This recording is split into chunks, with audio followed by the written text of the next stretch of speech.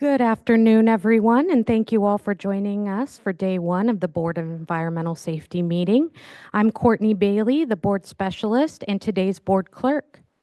Today, we are joined by the following Board of Environmental Safety staff persons, both in person and remotely on Zoom. Swati Sharma, Executive Officer, Shayna Avila, Staff Engineer, Sheena Brooks, Operations and Outreach Manager, Lauren Chandler, Ombuds, Greg Forrest, Board Counsel, Evelyn Nuno, Board Specialist, Linda Ocampo, Senior Staff Engineer, Firdos Pramirza, Environmental Program Manager, and Marcus Raymond, Senior Environmental Scientist. This meeting is being live streamed and recorded. Your continued participation is acknowledgement that you are being recorded.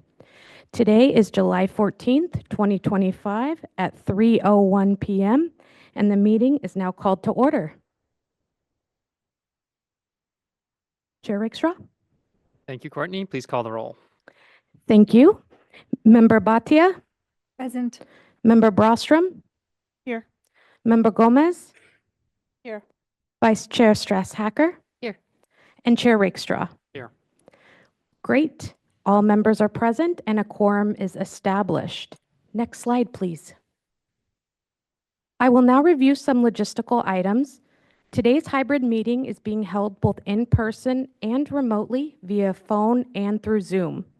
For those joining us on Zoom, please select either English or Spanish as your preferred language option by clicking the interpretation icon located at the bottom of your Zoom toolbar.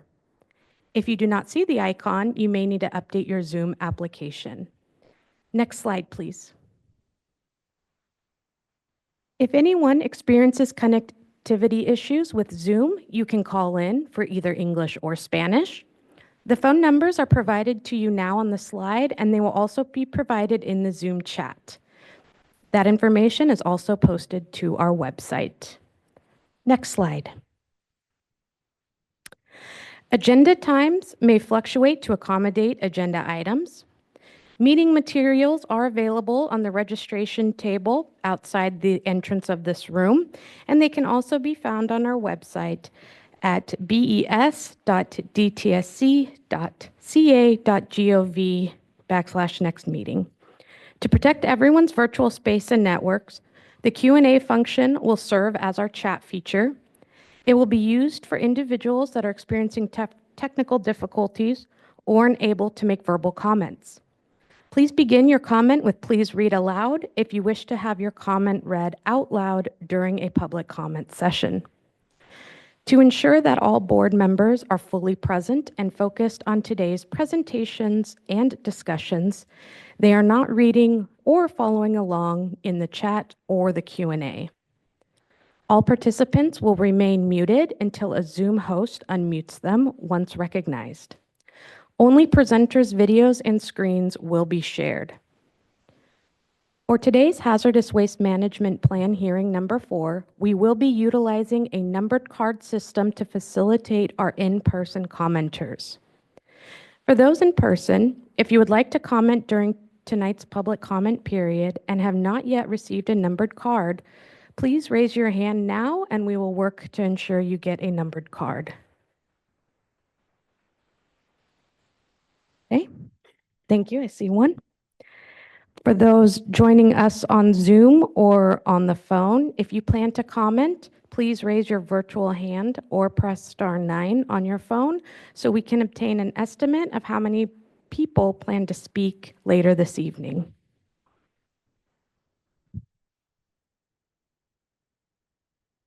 Okay, not seeing any right now, and that's okay. We will do another check-in as we get to this item. If you would like to express your comment in writing, you may submit your comment via email to besinfo@bes.dtsc.ca.gov. And that concludes the introductory review for today's plan hearing. I will now hand it over to Chair Rakestraw for agenda item number 2. Thank you very much, Courtney. Good afternoon and welcome to day 1 of the Board of Environmental Safety meeting. Today's agenda is dedicated solely to the 4th hearing of DTSC's draft Hazardous Waste Management Plan. Tomorrow, we'll hold a full board meeting, which will begin at 9:30 a.m. with the public forum period for items that are not on the agenda. It's scheduled to begin at approximately 2:50 p.m.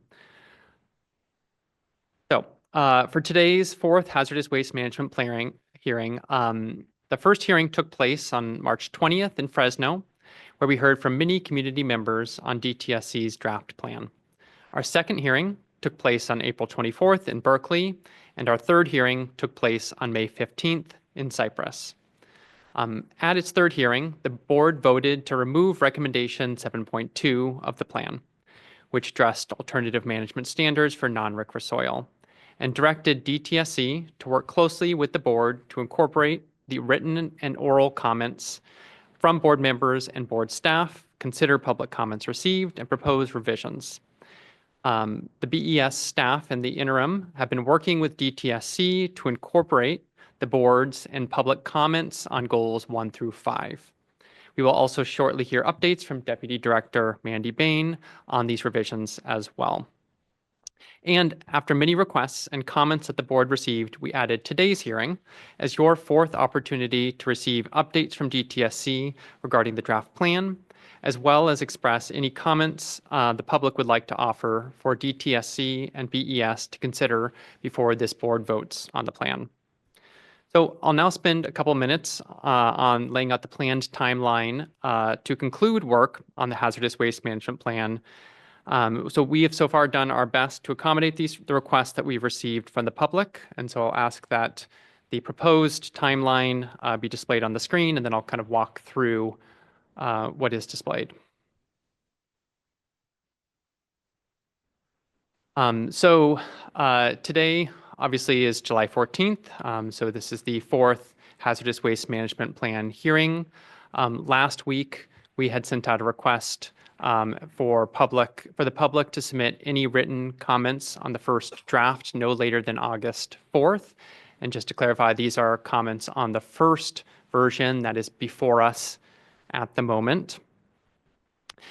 So please submit these, though, as early as possible. We really would ask that you submit them early to enable DTSC and the board to thoroughly consider your comments. Next, moving forward, in September, DTSC will release a revised draft publicly.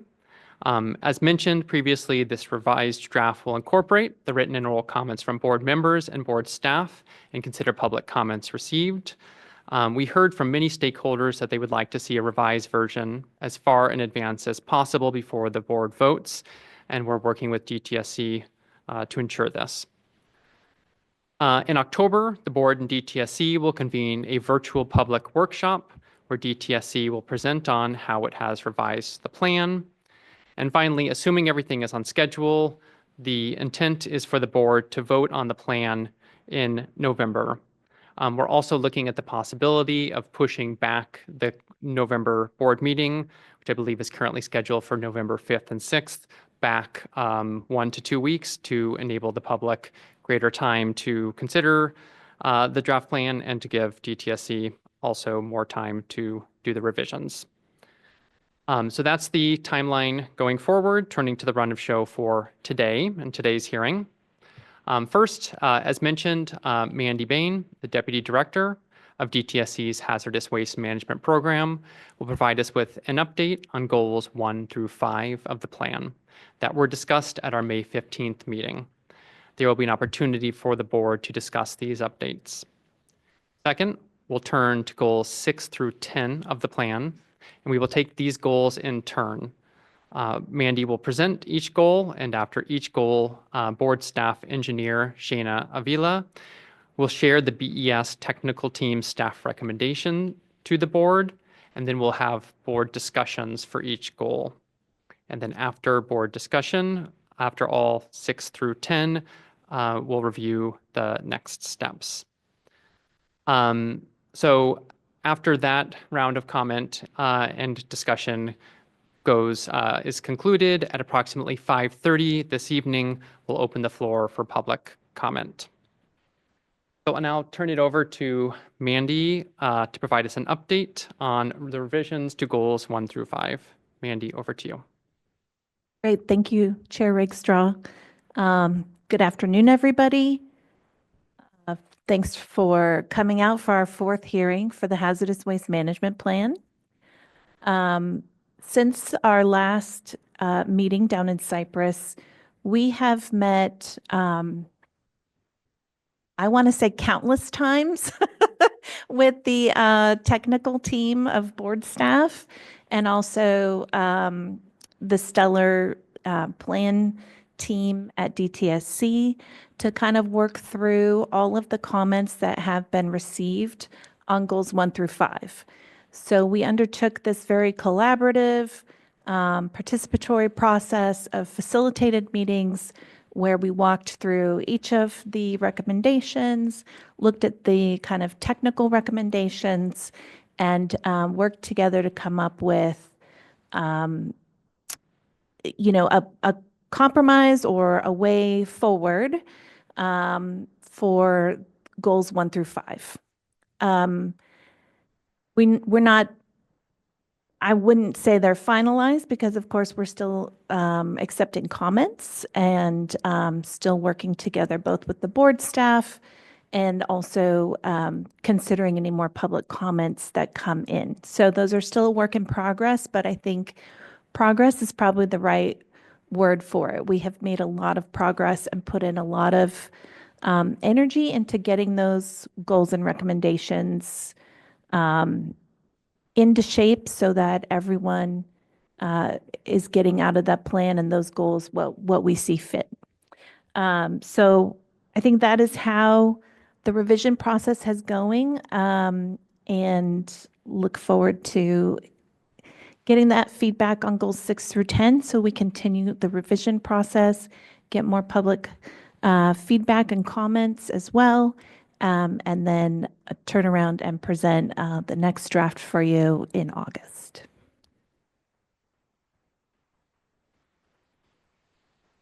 Thank you very much, Mandy, and thank you, Mandy, to your team for all the hard work, and thank you to the BES team as well. So I'll briefly open up the discussion amongst the board members for discussion.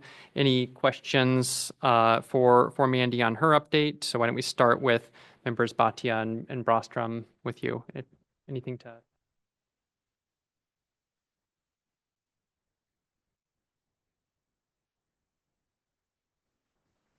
Members Gomez or Strauss-Hacker, any questions? Thank you so much, Mandy. So now with that update, I would like to now start the consideration of goals 6 through 10. So as mentioned before, we will first have a brief presentation on each goal from DTSC from Mandy. We'll then have BES staff recommendation to the board on each goal, and then we'll open up for board discussion on each goal, and we'll cover each goal in sequential order.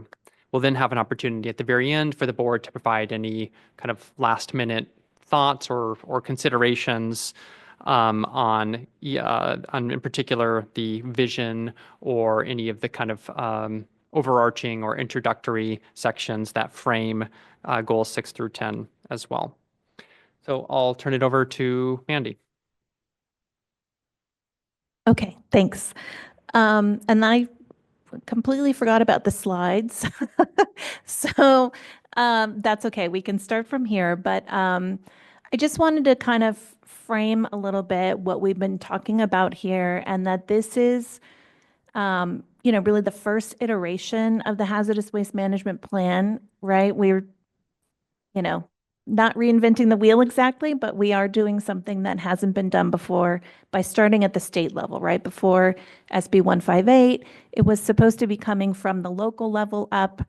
That wasn't maybe working as well as we'd hoped, and so we switched kind of that framework, right? So this is really the first time we've taken that statewide planning level first before looking at the local levels. And I think, we have learned a lot in this process, and I'm it makes me look forward to the second iteration and really building on the work that we're doing here. And then I also just want to bring everybody a little bit back to the statute where it outlines specifically what we need to put in the plan. So a lot of what is in the plan is there because of the statute telling us what to put in the plan. So just wanted to highlight that.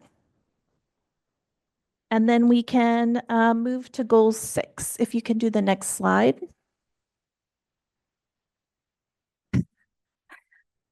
Not that I can read, but okay, here's goal 6. So good thing I have notes. Oh, thank you. Okay, so goal 6 is about ensuring the proper identification of hazardous waste. I want to take a step back a little bit because this is really foundational, I think, for understanding the recommendations and really the work of DTSC overall. So how do we know that something is a hazardous waste? Right? There's 2 main ways that we know that. One is it's a constituent or the waste has something that is on a US EPA list of hazardous waste. If it's on the list, it's a hazardous waste. We don't have to do any further testing. If it's not a listed waste, it could be a hazardous waste by criteria, right? It has a certain characteristic like ignitability, corrosivity, toxicity, and reactivity, right? So we have to do a test to figure out if that waste meets that criteria, meaning it has that characteristic. So that's where the testing comes in.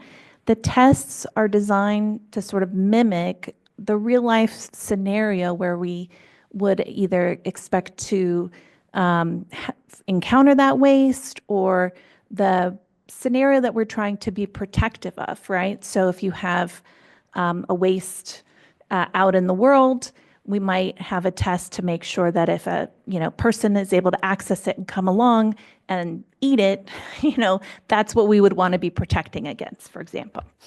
So those are the tests. And then a separate thing from the tests is the threshold, right? So the level at which, above that level, it's a hazardous waste. And below that level, it is not a hazardous waste. You don't have to manage it as a hazardous waste. So we have to keep in mind that the test is separate from the threshold.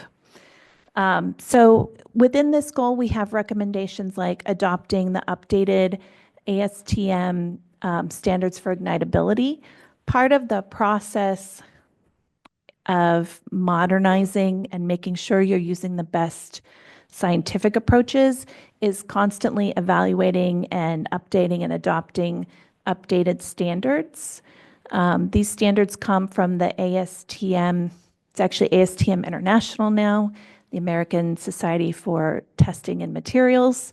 That is a well-respected international organization. They have technical experts that volunteer and develop the standards for these tests that are adopted by labs around the world. So in order to keep our program and the waste criteria testing in California modernized and updated to the latest science, we have to go through like a formal regulation process to add these tests or to add these standards. So that's what a lot of the recommendations in Goal 6 are related to.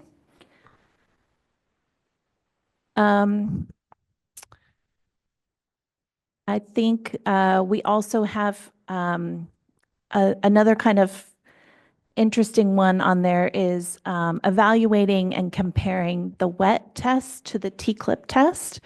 So these are both tests that are designed to look at how much of a hazardous constituent is available to become part of the liquid leachate that forms in a landfill. So a little bit of a history lesson. Before California adopted the WET, the US EPA had EP-TOX as the test that they used for solubility. And California wasn't a fan, so we adopted the WET. And then at a point later, the US EPA at the federal level, they adopted the T-clip. So both the wet and the T-clip are trying to measure the same thing. So what science would have us do is kind of go back at this point, because both the wet and the T-clip are pretty old now. I think it was the 1990s when they were developed. So go back and look at what was the issue with the EP talks that California wanted to address with the wet and that the US EPA wanted to address with the T-clip. Are those still being addressed? Are they still reflective of our current conditions and our current kind of scientific understanding of these hazardous constituents? This is not about changing the threshold or saying, oh, let's check out the T-clip and adopt the federal standard for something like lead. This is really looking at the test method itself and just understanding what each of those test methods is accomplishing in comparison to the EP talks, in comparison to each other. So it's all a little complicated, but I want to make sure that we are all on the same page, that this is not about looking at a different threshold for our solubility of what is a hazardous waste in California, but it's about evaluating the test itself. I think the rest of them are sort of straightforward. I'll maybe just take one more second to talk about the non-RCRA metals. And so in California, we have certain metals that we regulate as hazardous waste that are not regulated federally as hazardous waste. And so what we want to do is look back at what were the characteristics. Remember, we had ignitability and toxicity. What were the characteristics that we were concerned about? And are those still at play, I guess? So for example, we regulate zinc as a hazardous waste in California. I think we do that mostly because of its impact on aquatic life. Team? Okay, they're all nodding. I got it right. So, you know, if we are using that, we need to understand, like, is aquatic life still at risk? You know, are we accurately capturing that? Is there something we need to do to be, you know, more protective or less protective? Like, what's happening with zinc, for example? So that's what we mean here by evaluating and looking at the non-RCRA metals. Again, not to say, hey, let's model the federal standards or federal thresholds, but really to understand in this very, you know, scientific sense, how are we regulating non-RCRA metals? What are we protecting for? And are those situations still reflective of our current situation? Or do we need to update? Maybe, you know, are they protective? That's really what we're trying to get at there. So I'll stop there. Thank you so much, Mandy. I will now turn to our BES staff, Shayna, to give the staff recommendations on Goal 6. A moment to come up.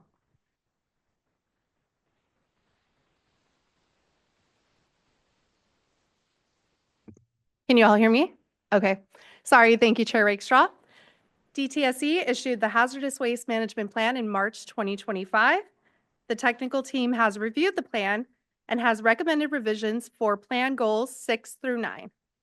The most significant of these recommendations are included in this PowerPoint.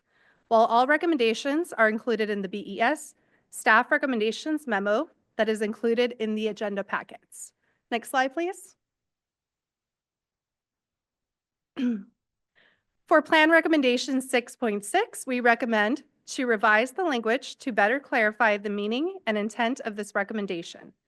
The tech team would like to ensure that this recommendation and its intent is understandable from a public perspective. All right, thank you.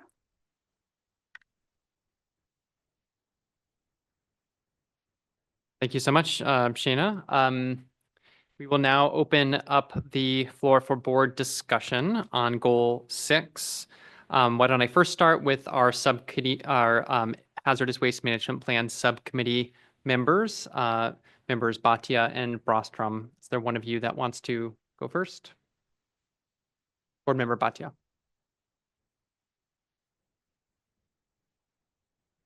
Before getting into the comments on recommendation 6, let's just refresh our memories on the framing that I provided when we discussed recommendations 1 through 5.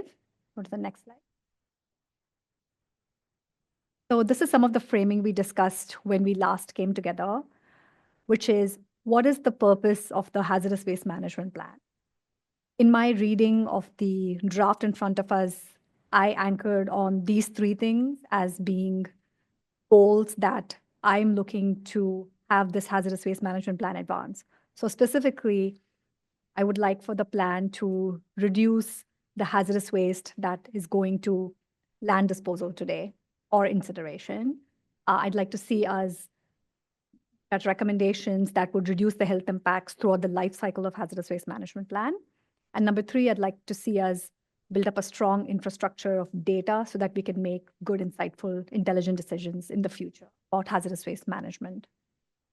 So in addition to that framing, we also talked through how this plan ideally needs to include net new actions that DTSC would take in order to advance these goals. So if there are certain actions that DTSC is already taking today or is mandated to take today, my recommendation, as you'll see, was about excluding those and only focusing on net new actions.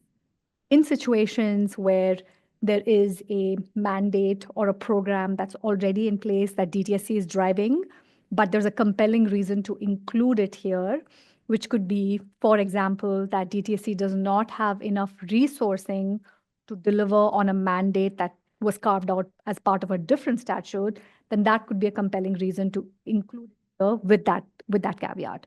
So absent that, my overall recommendation was to keep this focused on net new actions that drive these broad goals forward.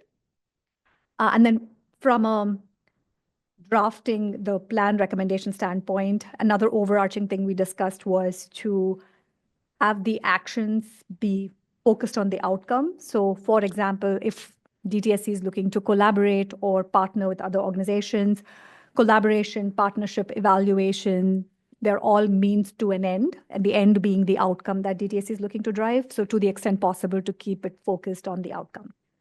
So with that framing, let's look at my recommendations for 6.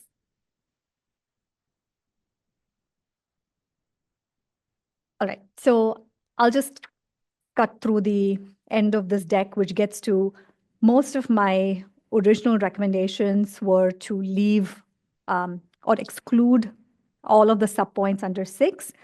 Primarily, what's driving this recommendation was from a compliance standpoint, if DTSC is already required by statute to use the best available science, does DTSC require permission from the board to meet the mandate? And I did not get that. I did not have enough understanding of the compelling reason to include something that's already mandated. So I'd like to understand that from DTSC. My reading of this was all of the sub points under 6 were all statutorily mandated. And all this new information that I learned, Mandy, thank you for explaining the T-clip versus the wet test. That explanation is really clear. I did not get that from reading this recommendation the way it's drafted. So if we could go back and revise 6.4 to really clarify the intent, then it would make sense. But what is currently in the draft format, I was recommending that we exclude it. So as I hand it over to Ingrid, I think the overarching question I'll leave you with is, what situations would warrant us as a board to give permission to DTSC to do something that's already statutorily mandated to do?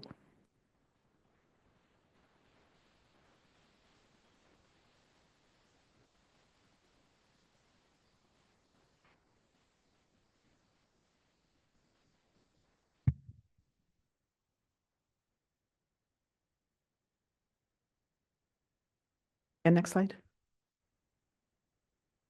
That one? Okay. Yeah, I also wanted to just provide a little context that shaped my thinking around these goals. So overarchingly, I also, struggled with kind of the structure of the hazardous waste management plan.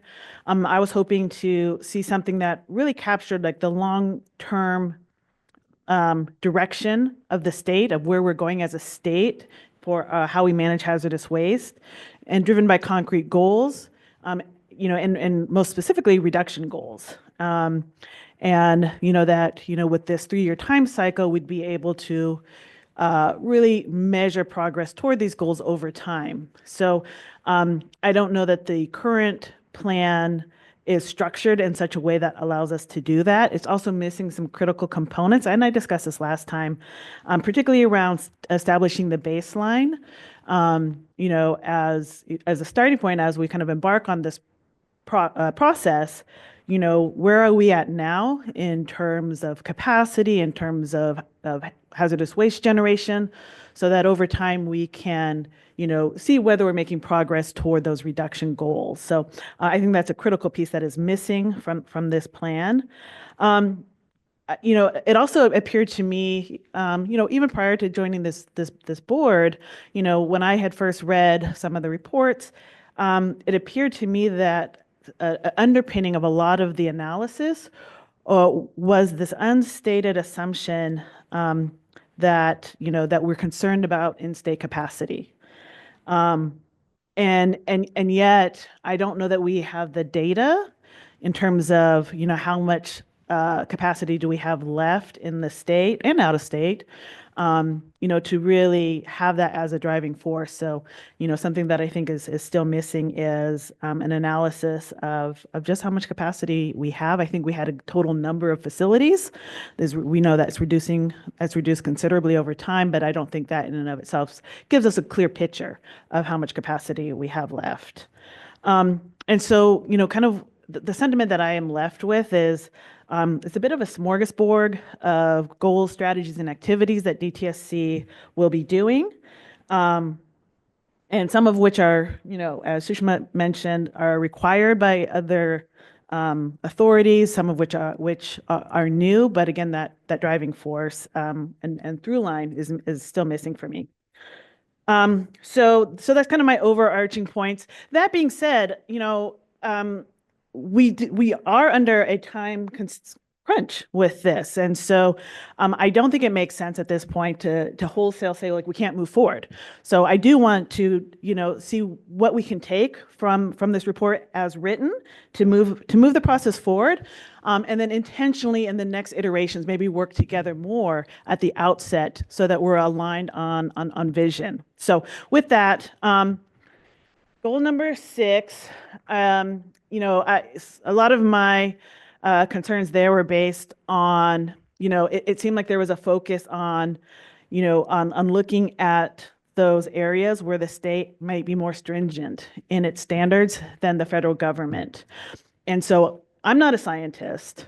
And so I just wanted to call attention, like, if that is a focal point, I just am very curious to hear stakeholder feedback on making sure, that there's some alignment that, that the things that we're selecting to look at are really being driven by scientific data rather than, kind of like focusing on where the state is more stringent. So that in of itself, to me, is not sufficient. That being said, I think it makes sense. Non-mercury thermometers, that makes sense to me.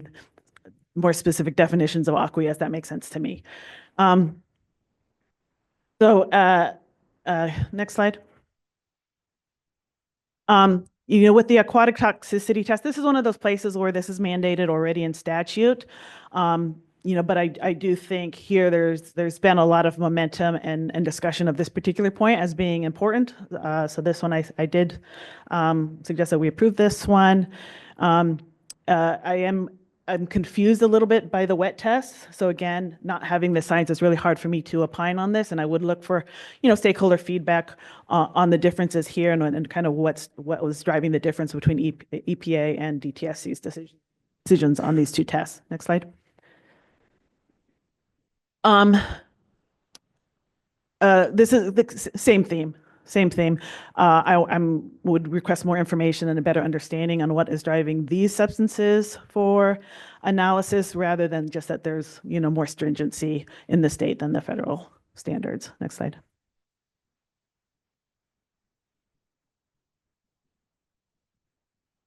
Same. And then, so I wanted just to note, like, I felt there was a significant difference between 6.1 to 6.6, which really seemed to be focusing on, on those areas where the state may be more stringent in their testing. And 6.7 is relatively vague in terms of evaluate contaminants of emerging concern. And I just, oftentimes we see trends like over time that we see more stringency, in testing, that maybe our information before kind of underestimated the toxicity or the danger that a chemical and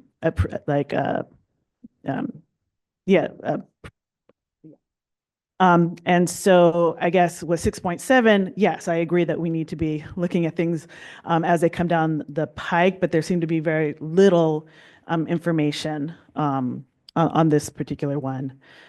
And same for 6.8. So just more information on kind of these kind of forward-looking, maybe more moving to more stringent standards. And we had a lot of that for the standards that may be more stringent than the federal standards. Thanks very much, members Brostrom and Bhatia. I'll now turn to member Strassacker. Thank you. Many of my comments for the report as a whole have to do with taking the plan once we vote upon it, that we vote to approve, and then imagining the next day we begin implementation. So I'm very much driven toward, if what I read helps me understand what I'm going to implement, my comments generally stem from that and tend, as with something Board Member Rostrom just said, tend to want to get to the more specific. What is going to happen in the next 2 to 3 years? Or there's another plan. With that in mind, with Goal 6 focusing on ensuring the proper identification of hazardous waste, I was wondering, given the work that ASTM does, is there a way that we as a larger organization could update test methods as they are updated nationally and internationally without having to go through the reg change process? There's some times when certain changes can happen that are tied to things that are published in the Federal Register, for instance. I'm just trying to avoid the multi-year process of changing a reg, because so much work goes into that process, which might be a simple updating of something that happens with ASTM methods. So I will try and answer that question in the next couple of months, but it would be ideal if some of these small procedural matters or some of these references, which I think is really important when we think of the large generator community in California, they want to be able to look something up and know it's accurate, and it needs to be the most accurate information. So I do believe, for example, that the recommendations in 6.1 and 6.2, those updatings are long overdue. They need to happen.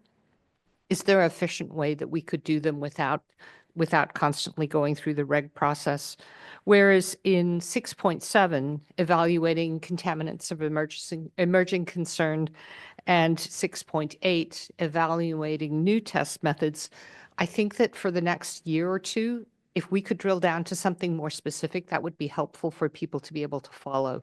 Because there's a very large world out there of emerging contaminants, and it would be good, given other elements of this plan, to know just what is of the higher priority for the department to follow, so that as we go from plan approval, presuming plan into implementation, there's not a whole bunch of time spent wondering about how to focus our efforts in 6.7 and 6.8. So those are my main concerns, which aren't, not hard to address. I do like Sushma's overall framing approach with those criteria and net new, but I think that there's a need to capture what work is going to get done in the next 3 years for this plan.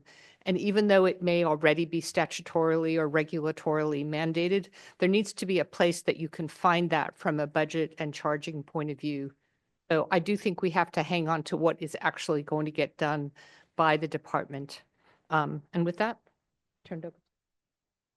Thank you. And I would echo everything that has been said. For goal 6 and the purposes of this conversation right now, one of the things that I reacted to was pretty similar to what Ingrid has shared in regards to looking at the state versus the federal. To me, what my reaction was, to what intent? Is it to line up um, the way in which we measure to the federal? So I'm just trying to understand the implication of that. And then the other one, the major one for me is, if it's to ensure that we are advancing environmental justice, then that would be a guiding principle. But it's very right now vague. So I would want it to be a little bit more specific. And then the other one is what Alexis just ended with, which is more at the bigger picture, and it's more on the implementation. What does it look like after we end up with this? What does that look like in terms of what are the priorities, or what is the guiding is there a guidance in which in which staff is gonna move to implement? And if so, what does that look like, or what's the thinking behind it? Because right now, my fear is that there's just so many strategies, I guess, to achieve the goals. So how do we start? And what does that look like? What are the expectations? And our end, how do we evaluate that, right? So it's a little bit, it's very vague right now. So. Thanks very much. I'll add 3 comments from my perspective.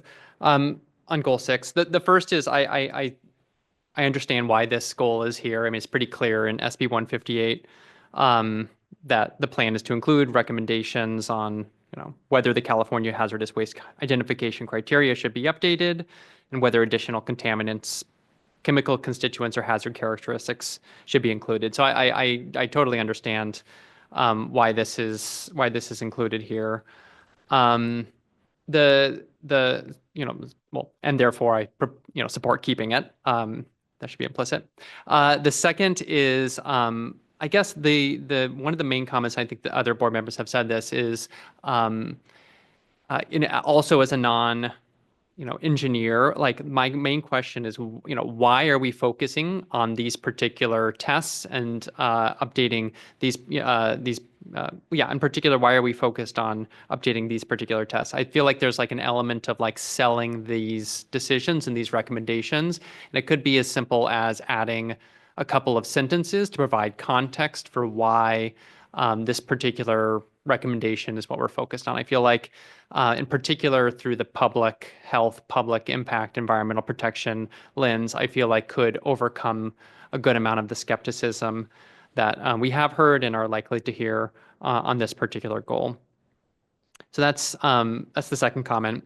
And the third comment is a variant of what I think pretty much all the board members have said, which is on prioritization. In particular, this, just reading through goal 6, this feels like kind of the bread and butter of what DTSE, does and has been doing in terms of the kind of the scientific and rigor. My main question is, there is an enormous amount in this plan, and in particular, goals 6.3 through 6.8 require additional resources. There's that little symbol or asterisk there. And I think, similar to Alexis, it'd be helpful to know kind of how DTSE is prioritizing these goals vis-a-vis some of the other goals. And the reason why I asked that is, I wouldn't want, if you're thinking of like the 3 years of implementing this hazardous waste management plan, this to take priority, and the pollution prevention aspects to like take be pushed down the agenda as a result. So I think that at least would provide me, and I imagine other members and members of the public, with some kind of comfort that we can pursue a limited number, but a broad range of different goals simultaneously. So that was a third comment that I wanted to give on this goal, and I think it applies to other goals as well.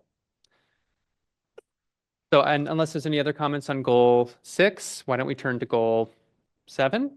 And we'll kind of continue this same cadence of Mandy's introduction, BES staff presentation, and then board discussion.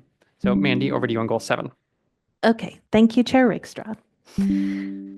Okay, so goal 7 is to identify alternative management standards for certain non-RCRA hazardous waste while ensuring protection of public health and the environment. So as all of us very clearly remember, goal 7.2 is crossed out as we removed it at the last hearing. We do have a few other recommendations under this goal, though. So, and again, this is another one where it is a part of the statute to look at and identify possible constituents for alternative or possible hazardous wastes for that might be candidates for alternative management standards. So the statute also tells us that we need to look at this. So the first recommendation here is about evaluating non-RCRA waste streams to determine what constituents or properties are causing these wastes to be identified as hazardous. So the issue here is that we don't necessarily know which constituents are making these hazardous waste kind of meet the criteria for hazardous waste. And if we don't know what those constituents are, it's really hard to look at what are all of the management possibilities there. So this is really about almost like getting that baseline data so we know what is in the non-RCRA hazardous waste so that we can kind of determine, maybe there are other sort of legitimate recycling opportunities, for example. So in the one example is that we have retail waste that often is classified and it is often characterized as hazardous waste because it kills the fish in the fish bioassay test. What is causing the fish to die? And once we know that, is there something else we can do other than, put soap in a hazardous waste landfill? So that's looking at those and just really about understanding what the constituents are. The third recommendation here, or the third bullet point here is looking at if we need additional reporting methods to get that baseline information again on on waste streams that we currently use alternative tracking standards for. So this one's pretty straightforward. We have certain wastes that don't get manifested, for example, in the same way that other hazardous wastes do. Do we need additional reporting in order to really understand what is happening with those wastes? The last point on this slide is collaborating with the geothermal energy industry to really be prepared for what hazardous waste types and volumes we might expect to come from the lithium brine extraction that's being proposed around the Salton Sea. So the thing here is that this is a new technology. As far as I know, they have not done lithium brine extraction anywhere in the world. And so they're also proprietary technologies. And so we really need to be able to sit down with that industry and get information, technical information to understand, what waste they would likely generate. Are those going to be hazardous waste? How much? And all of that is part of that capacity planning, and also so that we know what potential ways we're going to need to manage that waste in the future. And that's That's goal 7. Great. Thank you so much, Mandy. Now over to Shayna.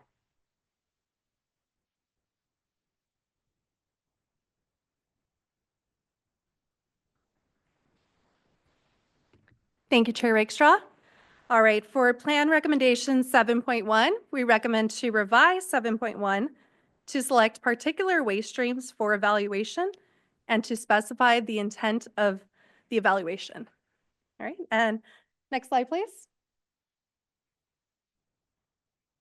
All right, for Plan Recommendation 7.3, we recommend to revise 7.3 to be more explicit on which waste streams will be reviewed by the 2028 timeline. Excuse me. We also recommend to link Appendix P to 7.3 and to explicitly note that the 2028 timeline relates to the next planning cycle in which data and recommendations will be presented. All right, and that's all we have for 7. Thank you. Thanks very much, Shayna. Over to Member Bhatia and then Member Brostrom. Thank you. My original input on 7.0 was to exclude 7.1 through 3 with the caveat that I mentioned earlier of if DTSC is already doing these, do we need to include a provision here and again give DTSC permission to execute on these actions? Having said that, I've heard the explanation from Mandy and the staff recommendation, and with a greater focus and prioritization of 7.1 and 7.3 that specify the guardrails of what exactly DTSC will do in terms of which recur waste streams, or sorry, non-recur waste streams will be evaluated for the underlying property evaluation. I'm willing to consider 7.1 and 7.3. And for 7.4, similarly, I'd like to see a more sharper focus on what is the deliverable or outcome that 7.4 will drive. If the goal is to evaluate alternative treatment approaches for hazardous waste generation from lithium brine extraction, let's say that that is the goal. And also let's lay out that the key recommendation from this assessment will be ways to reduce hazardous waste sent for land disposal, perhaps. My comments, Ingrid?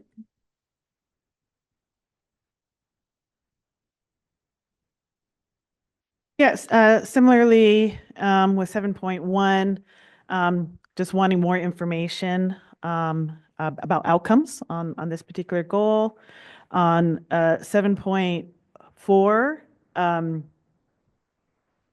rather than kind of limiting the collaboration to geothermal energy industry, would want to see a broader set of stakeholders at the table. And I think I agree really on this, which is rather than focus on process here, let's focus on outcome. I think there needs to be a lot more analysis done on this waste stream with a wide range of stakeholders.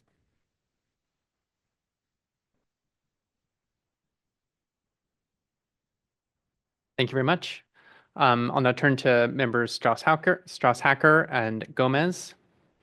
I agree with the staff recommendation for 7.1 and 7.3. If we can focus on the specifics for a 3-year timeline, I think that would be very helpful. So I too agree. And I was thinking about 1.1, 7.1, that perhaps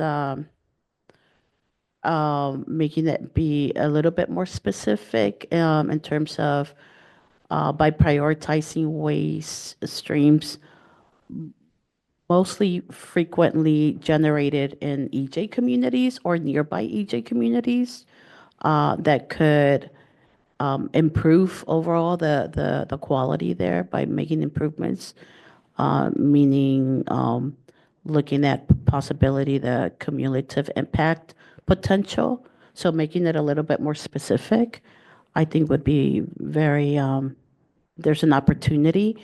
And then on the on 5, I was thinking possibly if there is this convening to try to get ahead, which I think it's a good idea, to what purpose? Is it to create a model permitting process or management process? So just making it be for something, right? Versus right now it's a little bit vague in terms of just trying to get ahead of it, of this new technology that is coming our way. So making it a bit more specific would be helpful. Thank you very much. I will provide, I suppose, well, one comment and one question on Goal 7. The first is the placement of 7.4. I guess 3 comments. The first is to agree with the staff recommendations, similar to Lexis. I thought those were well thought out and clear. The second is on 7.4. I guess it's a question of how 7.4 on the collaboration with the geothermal energy industry fits within the goal of identifying alternative management standards. Like, is the idea here that this collaboration is likely to lead to alternative management standards? It's not entirely a leading question. That's just kind of something I didn't see exactly how 7.4 fit within Goal 7. That's comment 2, and then I guess comment 3, which is reflecting upon the discussions that we had during our first 3 board hearings on Goal 7, in particular recommendation 7.2, just a kind of an urging to DTSC as they're implementing whatever becomes of Goal 7 to really take into account community concerns, community input, and to kind of hold to bring the various stakeholders along, so we avoid a situation that we kind of had of 7.2 and the quite sincere and the public input and the worry in particular that the public had on 7.2. So that would just be my additional comment on Goal 7. Are there any other thoughts on Goal 7 from the board before we move on? No. Okay. Let's now turn to Goal 8. Andy, over to you.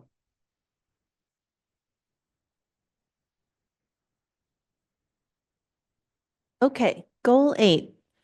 Goal 8 is to recommend ways to improve data reporting of hazardous waste.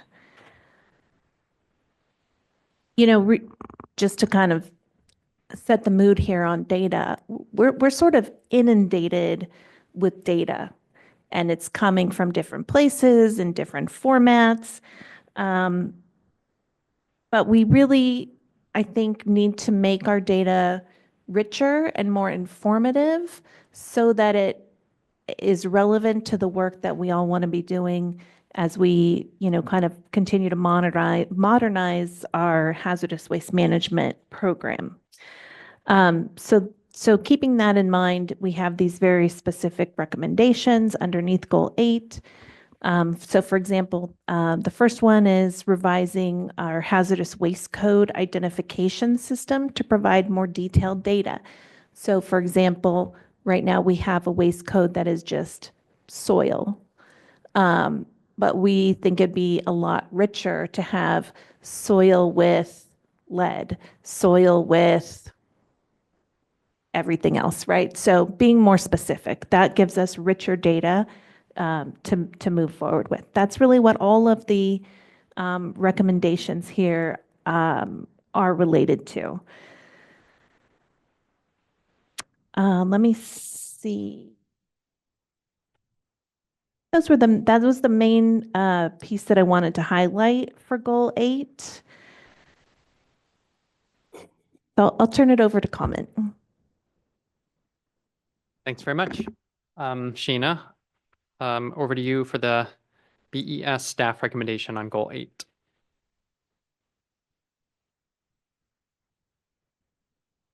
Thank you again, Chair Rakestraw.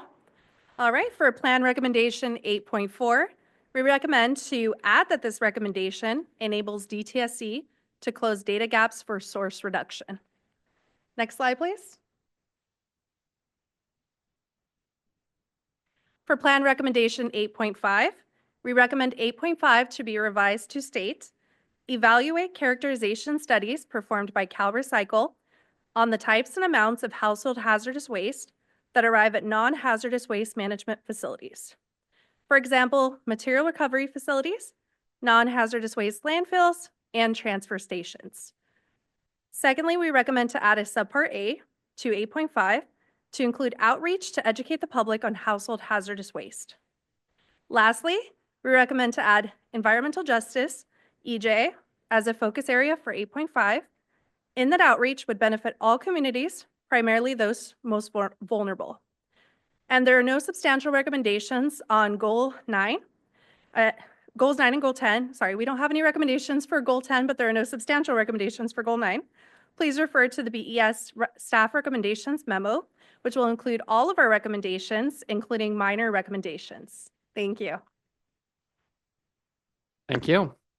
We'll now turn to Board Member Bhatia, followed by Board Member Brostrom to speak to Goal 8. You.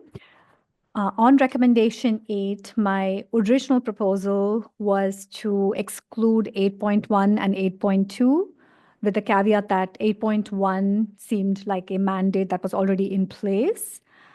So I had originally recommended that we exclude it. 8.2, I wonder if 8.2, first of all, I support the overall premise of the recommendation 8, which is that we need a strong foundation of data to be able to make decisions. So from that standpoint, I wonder if 8.2 makes sense to include in the hazardous waste management report activities as a call out versus the plan. But regardless, in general, I'm supportive of including 8.2 if this is the right place to include it. 8.3 and 8.4, I'm supportive of including them. I also agree with the staff recommendations to make them more pointed and sharper. So that leaves us with 8.5.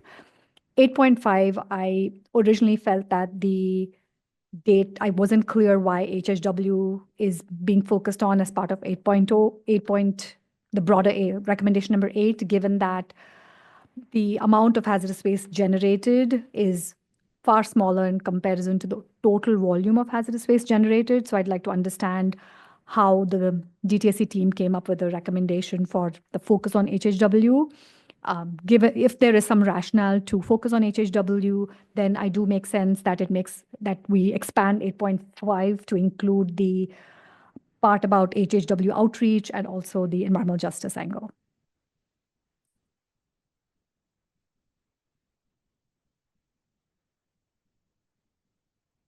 Go to the next slide. So my main comment here was on 8.4, which, the recommendation there is really to amend the regulations to require generators to submit their SB 14 reports. And I am concerned about the delay that may cause. DTSC has the current authority to call in the SB 14 reports already. And so my recommendation is rather it just focus on the amendments of regulations that DTSC call in the SB 14 reports in the short term while doing the regulations, if there is a need there, and so that it can begin to include the information in a public-facing database. Thanks very much. Member Strauss-Hager. With regard to 8.2 and 8.4, I don't have a good feel on how the current SB 14 data are used and how under this recommendation would be used. Whatever is the outcome of this process, let's make it as easy as possible for generators to submit data electronically. And be clear about how the department wants to use that. It might be worth doing, pick the 2 most populous generator counties, which I think are Alameda or Contra Costa and Los Angeles County, if I'm not mistaken, and do a 1-year pilot with those 2 counties, with the generators, with a lot of compliance outreach, and ask for data and explain how it will be used and how easy it is to submit it electronically and to have compliance assistance handy. I'm just wary of expanding data gathering that nothing comes of it. And so we need to be clear about how we'll use it collectively. Coming from 40 years at US EPA, I remember fondly boxes and boxes of things that had been submitted by facilities that we had to collect, but we didn't use. And well, let's make it easy to comply. And then lastly, 8.5, conducting the study. I support the staff recommendation.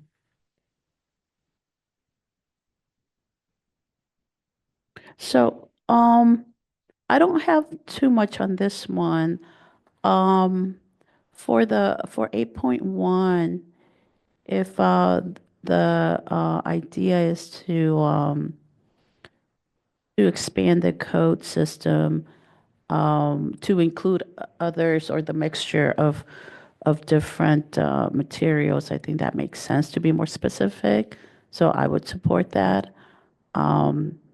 I think there's an opportunity to require standardizing units of measurements for all the codes if we're able to do that. And then there's an opportunity as well to implement unique waste stream identification by trying to so shipments can be traced from cradle to grave. So there's an opportunity there. So I think if we can do that and be more specific, I think that would be very helpful. And then the others have been already said, so I won't repeat them. Yeah. Thank you very much. From my perspective, actually, the only thing I have is to agree with the tech team recommendation on 8.5.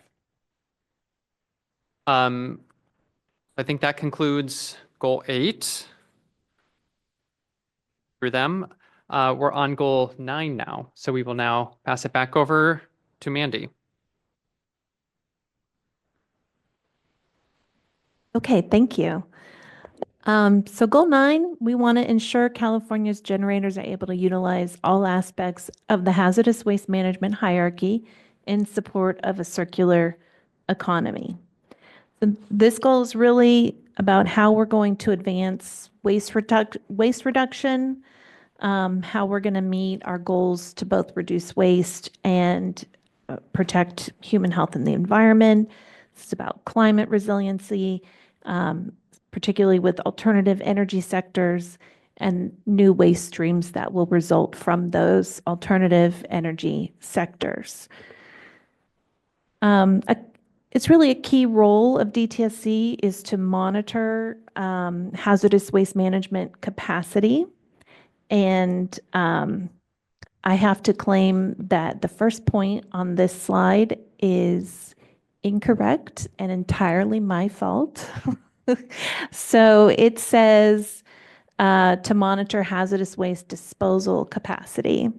And the DTSC staff that I secretly refer to as the Brain Trust reminded me that it is not just about disposal capacity, right? It's about recycling, repurposing, reusing, treatment, et cetera. All of the ways that we manage hazardous waste all have a capacity, and we need to always be monitoring and aware of what that is. So apologies for the mistake there. So let's see. I really want to address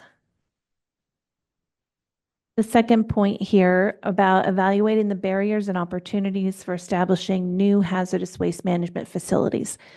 So again, on this point, it is not just hazardous waste landfills that we're talking about, right? It's also about legitimate recycling, repurpose, reuse, treatment, all of those types of management facilities. So for example, we need universal waste and household hazardous waste collection facilities, right? I know I have a box of batteries and iPads that don't turn on anymore. And I'm just waiting for my town to have like a collection event, right? So our current system makes it really difficult to establish those new facilities. And if we want to, approach our resources more sustainably, we need to find ways to facilitate those types of facilities and those services. So to me, that it's really about environmental conservation and about sustainability in this goal. Right now, we talk a lot about lithium ion batteries. Right now, the only option when a battery reaches the end of life is disposal in a landfill. And if we want something other than disposal in a landfill, we have some work to do. Just on bullet point 3 here is about EPRs, or extended producer responsibility programs. So we do have EPR programs in California, for example, batteries and mercury thermostats. But there are states that have much broader programs, more robust EPR programs. And so we want to be able to evaluate how successful the implementation of those programs has been. It seems like a promising type of program, but we need more information on how the actual implementation has happened in those other states. The last bullet point on here is about understanding whether or not we could allow additional on-site treatment methods for our lower tier permits. There have been, a lot of new technologies that have come online, and I don't think we've been able to keep up in terms of evaluating those new technologies to really see, should we consider allowing them? Again, this is about waste reduction. So that's another piece of the puzzle, I think. And I'll stop there and turn it back over to the board. Thank you very much, Mandy. I don't think we have any BES staff recommendations on goals 9 or 10. And so we'll turn it over to board members Bhatia and Brostrom to get us started. On recommendation 9, subpart 9.1, my original recommendation was to exclude it given that it was compliance related. 9.2, my recommendation was also to exclude only because this in its current form did not meet the original criteria I had laid out in terms of reduced land disposal or end-to-end harm reduction in the end-to-end hazardous waste management process and so on. I'm in favor of including 9.3, next slide, only if we can modify 9.3 to make this very specific in terms of categories that DTSC would consider. There's a lot of work that's being done on EPR, including in this room. There's a lot of expertise. So I would invite DTSC to do more work to figure out how to make 9.3 more actionable in the next 3-year term period. 9.4, to my earlier comment, the assessment is usually a means to an end. So if we could frame this as, if the broader intent is to increase on-site treatment, then let's lead with that recommendation to say, with the goal of driving on-site treatment, what recommendations can DTSC provide to drive a specific on-site treatment goal? That I will hand it over to Ingrid. So for 9.1, as I read the appendix here, this is really tying itself to the EPA CERCLA 20-year kind of nationwide capacity assurances. And so, I mean, I think as you summarized it, it was a little different in terms of, yes, I think it's good that we have a good understanding of capacity in the state. and nationwide, like that we have a good sense of that. I just caution that we not tie it so closely to the EPA assurance, because there is a process already that is conducted in 2024. EPA made the assurance, the capacity assurance findings that there's capacity through 2049.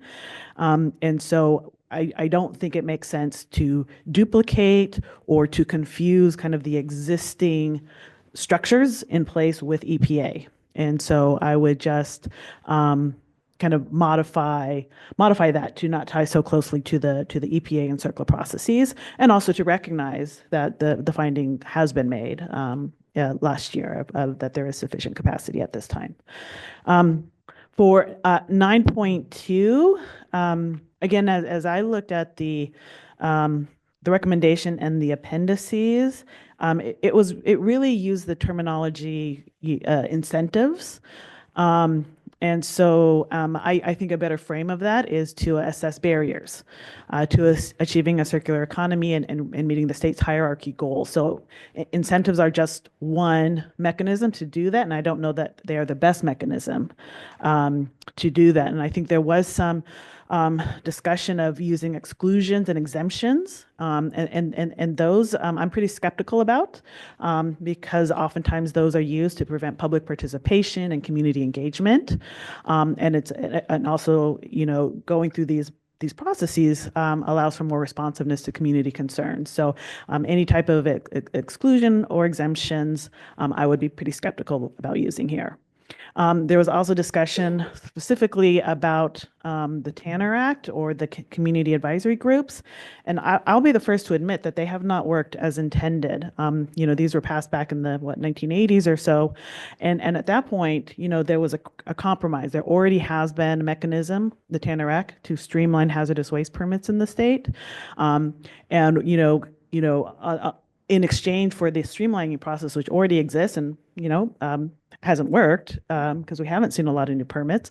There was this mechanism for, the community advisory group. So I do agree that the community advisory groups have not worked as intended, but the answer should not be to get rid of them, but to really figure out how to involve the community and meet the community needs in permitting discussions.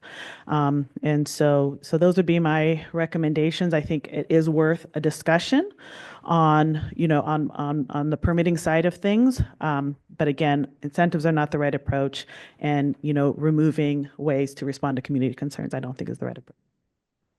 Oh, and then 9.4, this one was pretty vague in terms of how that evaluation and analysis would, what would we be looking at? How do we determine whether or not there should be changes to regulation for more on-site treatment? So I would just request more information on what that would look like and how that determination would be made. Very much. Member Strauss-Hecker. Thank you. I support 9.1, 9.2, 9.3, and 9.4, but with a sharper focus for a 3-year implementation period. And specific to 9.4, I thought we could use a report that DTSC had produced with an advisory committee in November of 2017, on which board member Brostrom had been part of the committee, called the Community Protection and Hazardous Waste Reduction Initiative. It was strongly focused on what we could do to spur more on-site treatment and innovative technology. And I thought, why not build from that if that is still relevant? So for me, this one was interesting because I think this one does lay out a strong foundation, but I think it can be, just as Alexis stated, it can be a little bit, it can be a bit sharper by making it more proactive, more actionable, and a better ability to integrate with environmental justice and climate goals in relation to where the state wants to be within the circular economy. So I think there's an opportunity to make it more actionable. And I say that because on this one, I foresee that there is an opportunity to make it more, to be more measurable on this one. It's specifically in the hierarchy of waste. If we are a little bit more sharper and really elevate the source of reduction, recycling, treatment, disposal, those can be measurable. And there's an opportunity there. Um, I was I was wondering if, so yeah, so maybe on this one, I would love to see a little bit more specifics on benchmarks. I think this one really provides that opportunity. As there's the new version of this draft, I would love to see that there. And then I think requiring large generators to submit a waste minimization and recycling plan would be very helpful as well, and an opportunity, and update it every 3 years. And then in relation to the to, uh, to the circular economy, I think there's an opportunity to center environmental justice and worker protection here, in the field. And so I think teasing that out could be very, very beneficial. Requiring any expansion of lower tier treatment or recycling would be also useful. And then I think in the circular economy, ensuring that we are promoting the circular economy while not expanding on environmental impacts. So ensuring that we are minimizing environmental impacts that would be very, very important for this particular goal. So, yeah. Thank you very much. I had two comments myself on goal 9. The first is on the wording of goal 9. Right now, it just says ensure California's generators are able to utilize all aspects. I think that's an important component, but I think DTSC also needs to act to promote or incentivize that action as well. So I think there's a wording change that you can able to utilize and act to promote or incentivize, just kind of get the DTSC action into the goal itself. So that's the first comment. The second comment is on 9.3 on extended producer responsibility. Looking back at SB 5158, several of the provisions in there speak to recommendations for changes to statutes and regulations. I've noticed kind of the plan as a whole includes several proposed changes to regulations, which makes sense given that they're kind of within DTSC's wheelhouse, but not too much on changes to statutes. So I think 9.3 in particular kind of seems right for that. Not that the recommendation here should include those recommendations on changes to statutes, but the end result of this review of statutory provisions related to extended producer responsibility kind of seems ripe for recommendations regarding statutory changes. That's my second comment on goal 9. Other comments or reflections on goal 9? I'm cognizant that this is like a really rapid fire and very efficient. We're like way ahead of schedule, in fact. So I think the fourth hearing, it's kind of really all coming together, our efficiencies.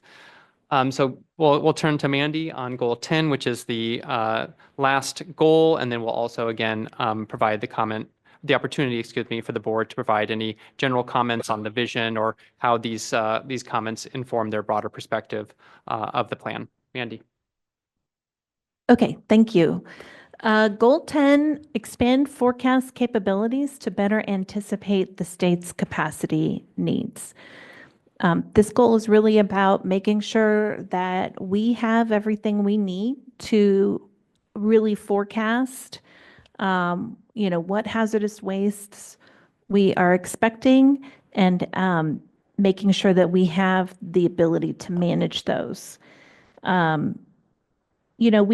We know there is a shortfall likely, especially in terms of the alternative energy waste streams, new waste streams that are not new, but expansion of alternative energy waste streams.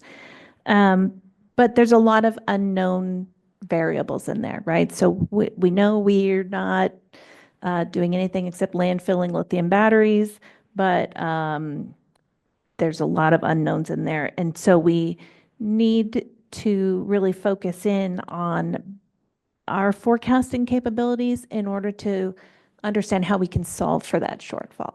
So I think that's really what Goal 10 is about. Thanks. Thanks very much. I think, again, the BES staff don't have any recommendations, so we will turn it to Member Bhatia.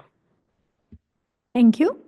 So on 10, for 10.1, I couldn't, from reading the way it was crafted, understand the value of filling that specific forecasting data gap here. My mental model was that the data was being collected through the report, and that the data gaps would be filled through that report process. So, and given that this particular item wasn't going to meet the 3 goals I'd laid out, my original recommendation was to exclude it. However, if I can better understand how you're thinking about data from the perspective of the report versus the plan, I could be convinced to include 10.1. For 10.2, my recommendation is to include it only with a significant modification. You can see the modification on the slide here, but my goal with the modification is to focus on the outcome you're looking to drive from the assessment and the research. So with that, I will hand it over to Ingrid.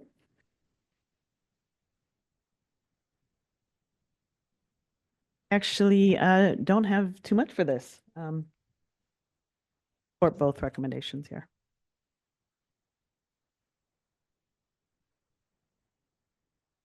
Member Strauss-Hacker, anything from your perspective? Thank you.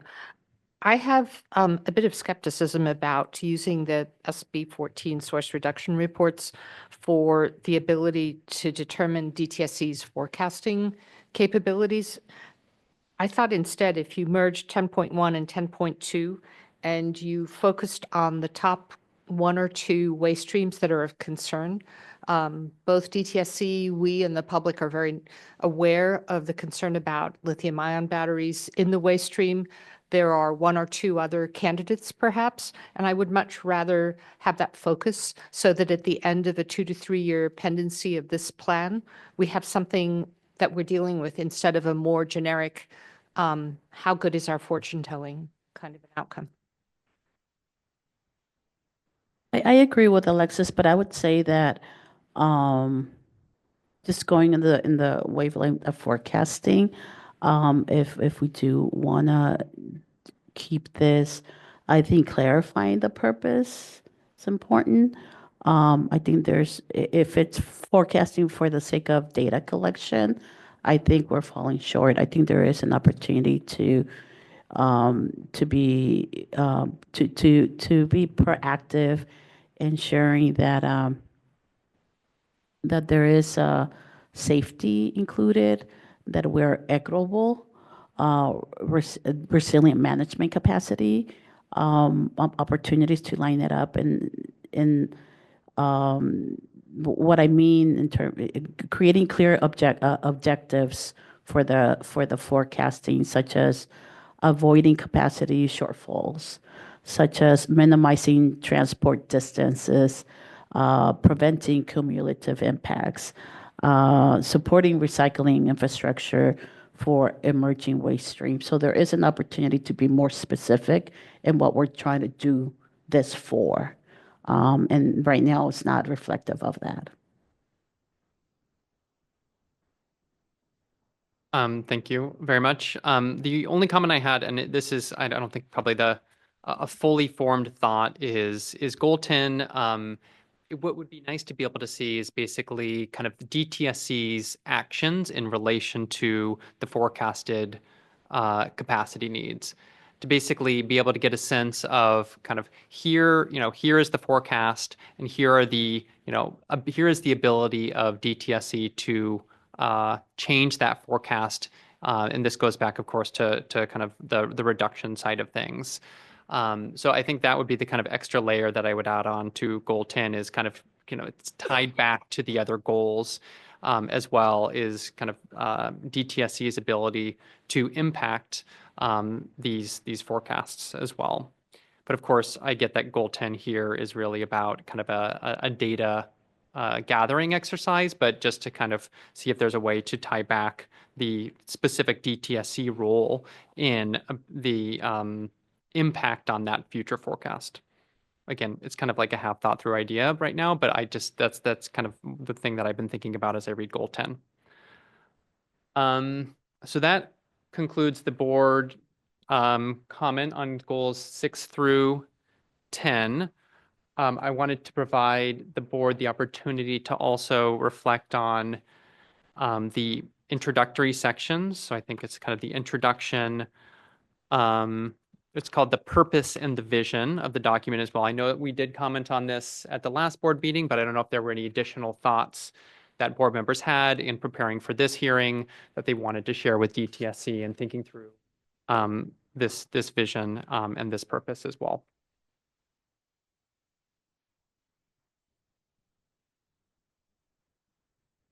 No comments is also fine as well. I think Ostrom. I think I started there. I think I kind of incorporated it before I launched into my comments. I continue to have concerns about kind of the frame. And, you know, I am like, while I've mentioned, you know, there is some time constraints here, and I do think we need to move forward with some iteration of the plan that's before us. My biggest concern is, you know, I don't want to get complacent, and I really feel strongly about with the next iteration that there be some significant changes to the structure. You know, and yeah, and that there's some, you know, kind of maybe advanced thinking with the board, so we get some alignment early on in terms of what the next iteration should look like. So.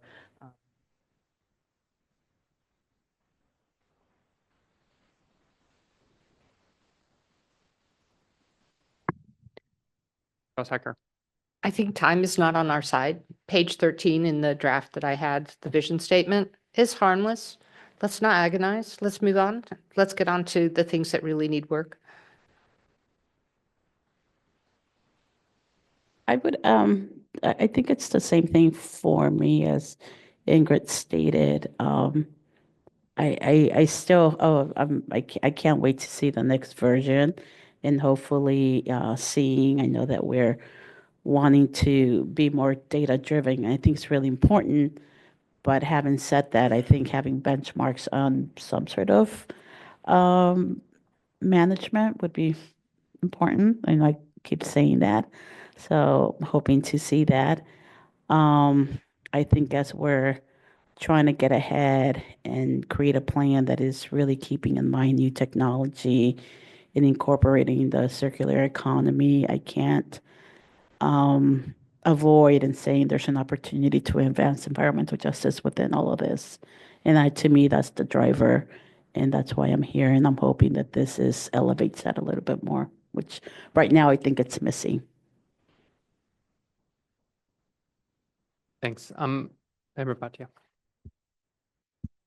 The rest of the board members have inspired me to say something. Okay. I've given some of my comments already in terms of the framing. I feel that the introduction portion is the lens that people are going to use to consume the rest of the recommendations. Because really, there are probably 1,000,001 things that DTSC can do that will all drive to some degree harm reduction or hazardous waste management, improvement in the way hazardous waste is managed. But you're also going to set the context for why you've identified these 5 or 6 or 10 things that DTSC is doing. And I think all of the feedback that many of us have provided is from that, is that the framework doesn't seem fixed, which is why we have so many questions on why a recommendation ended up in the document. So I agree that time is of essence, and I also agree that we don't want to try to get to perfection.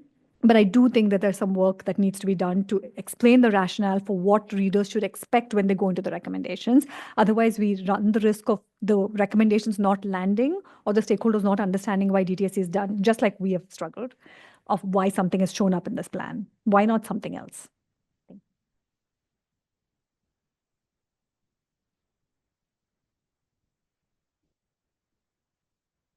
So I think that concludes board discussion on the remainder of the hazardous waste management plan. I don't know, Mandy, you had, at least we have in the script here that you would speak to next steps. I already spoke to some next steps with the kind of specific process, but I don't know if you had anything to add.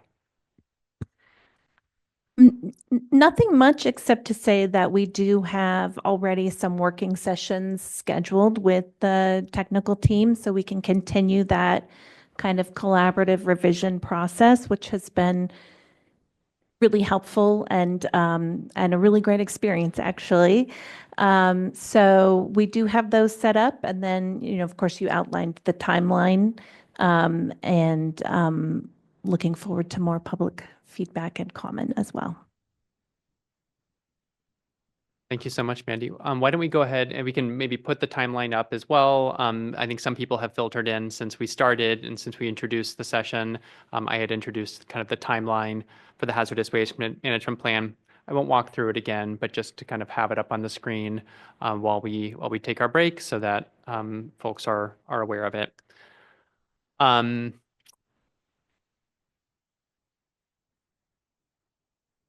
So again, we are quite ahead of schedule. I am reluctant to go into public comment well before we said that we would, because I know that some people have arranged their schedules, in particular those joining virtually, to be able to provide comment. So we will, why don't we go ahead and take a break and we can come back at 5:15, and then we will commence the public comment period at that point. So that gives us a significant break.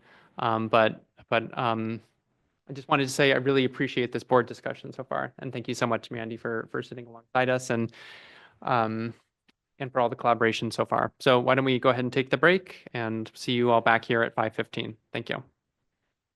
Thank you. And before we take our break, for those joining us in person, if you would like to provide a comment on the hazardous waste management plan during the public comment period and have not received a numbered card, please raise your hand and a staff person will hand you a numbered card. This is the order in which we will hear public comments on the plan this evening. Please hold on to this card and then return it when we step up or when we ask you to step up to the podium. For our Zoom and telephone participants, you may raise your virtual hand or press *9 on your phone if you are going to wish to comment during the public comment period when we resume at 5:15. Okay.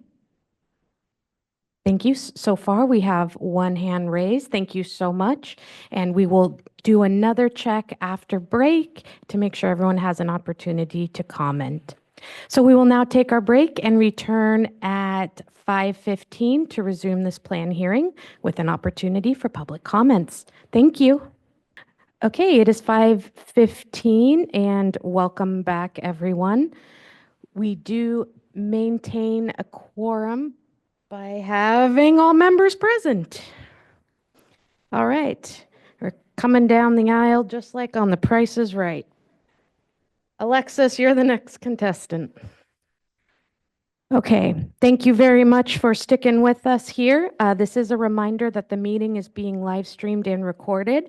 Your continued participation is acknowledgement that you are being recorded. Chair Rakestraw, are you ready to begin the public comment portion of the hearing? Yes, I am. Thank you. Great. Thank you, Chair Rakestraw. So for those joining us in person and wish to comment and have not received a numbered card, please raise your hand and Evelyn will hand you a numbered card. This will be the order in which we call up the public commenters to line up behind the microphone stand located in the aisle. For those joining us on Zoom, we do see we have about 8 hands raised so far. And if you would like to comment, you can raise your virtual hand on Zoom or press star 9 on your phone. If you have joined the Spanish channel, please wait for the interpreters to provide instructions. I will acknowledge each commenter by first and last name as displayed on Zoom, and I apologize if I mispronounce any names. We ask that your comment be no longer than 3 minutes. The time allotted will be doubled for participants expressing their comment in Spanish to allow time for translation. If you are commenting in Spanish, please let us know at the start of your comment. So we're going to go ahead and start with the public comment period for this 4th hearing. And we'll go ahead and call up the in-person commenters, numbers 1 through 5. You can line up behind the podium in the aisle, the microphone stand in the aisle.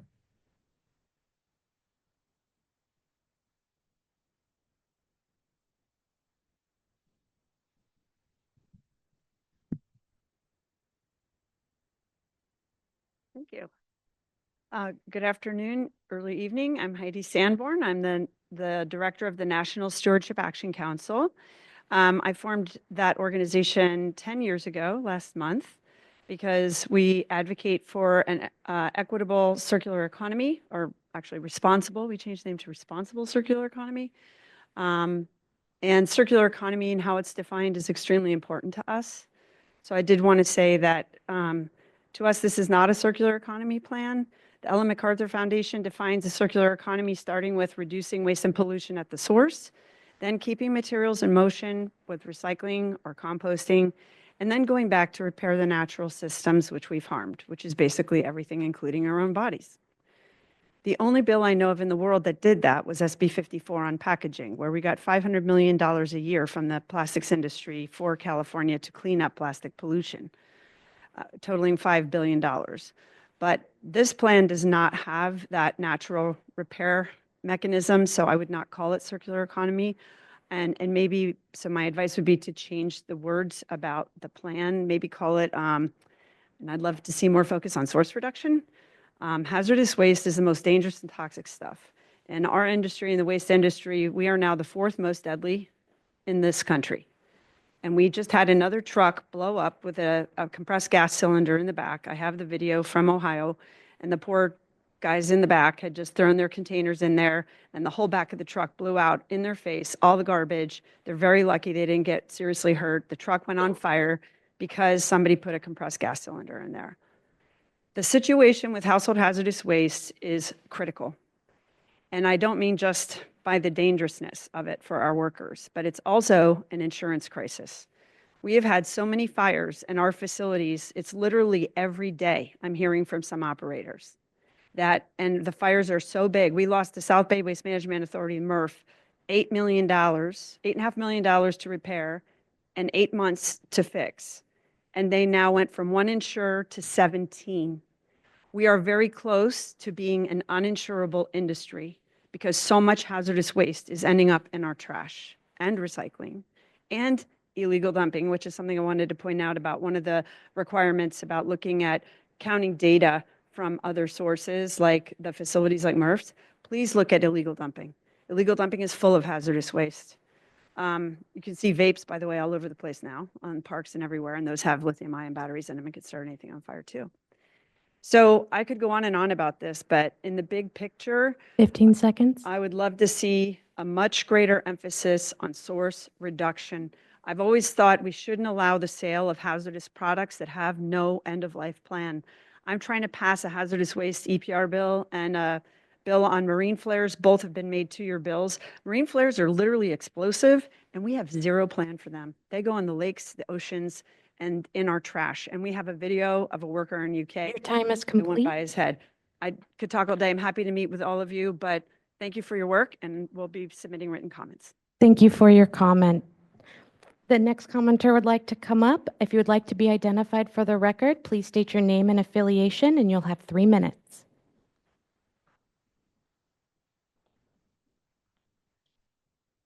Hi, good afternoon. My name is Andrea Loera, and I'm an attorney with Earth Justice, and I'm particularly concerned about goal 9.2, specifically the possibility of eliminating the Tanner Act protections. So as you may know, the Tanner Act was enacted to protect vulnerable communities and allowing them to have a real say on where hazardous waste facilities are placed. It requires local advisory committees, LACs, to participate in this process, and those LACs give community voices, or give community members a voice. It makes sure that they are included in deciding where and when these facilities are placed in their communities, if at all. Now, the problem with Goal 9.2. First, the language in the goal is so vague. Suggesting that the Tanner Act should be updated and discontinued, it's problematic. It doesn't explain why the Tanner Act is important or what protections it provides. Without being an attorney or without any sort of context, I don't understand how the public can understand what is at stake or why these protections matter so much. Second, there are many missing citations in the appendix DTSC prepared for Goal 9.2, demonstrating a continued lack of transparency. DTSC justifies slashing the protections of the Tanner Act with an anecdotal reference to the San Jose facility that was unable to gather enough people for an LAC and had to cancel the construction of their facility. They offer no citations or further info to support this claim. The public deserves to know about the San Jose facility if that's going to be the justification for slashing community protections. They deserve to know what is the name of this facility, how extensive were these efforts to recruit LAC members? Did the facility actually relocate because of the Tanner Act, or were there other factors? Without this information, it's impossible to verify the claim that the Tanner Act requirements were a barrier rather than a necessary protection. Finally, if the stated purpose of the Hazardous Waste Management Plan is to advance human and environmental health, I don't see how removing or weakening community protections is going to help. This is actually fundamentally at odds with that goal. If LACs are not working, let's find an alternative. But simply eliminating community protections will never be the answer. In sum, I ask that you please don't allow DTSC to eradicate community protections, and please make them cite their sources. Thank you. Thank you for your comments. Next commenter, if you'd like to be identified for the record, please state your name and affiliation, and you'll have 3 minutes to make your comment.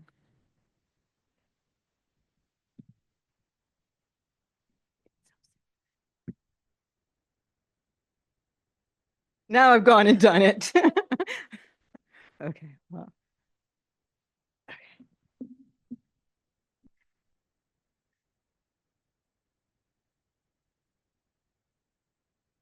Don't take that for my 3 minutes. Good afternoon. I'm Angela Johnson-Mazzaros from Earth Justice, and I contemplated asking for more time to comment, but I think I'm not going to do that. Instead, I want to take a step back and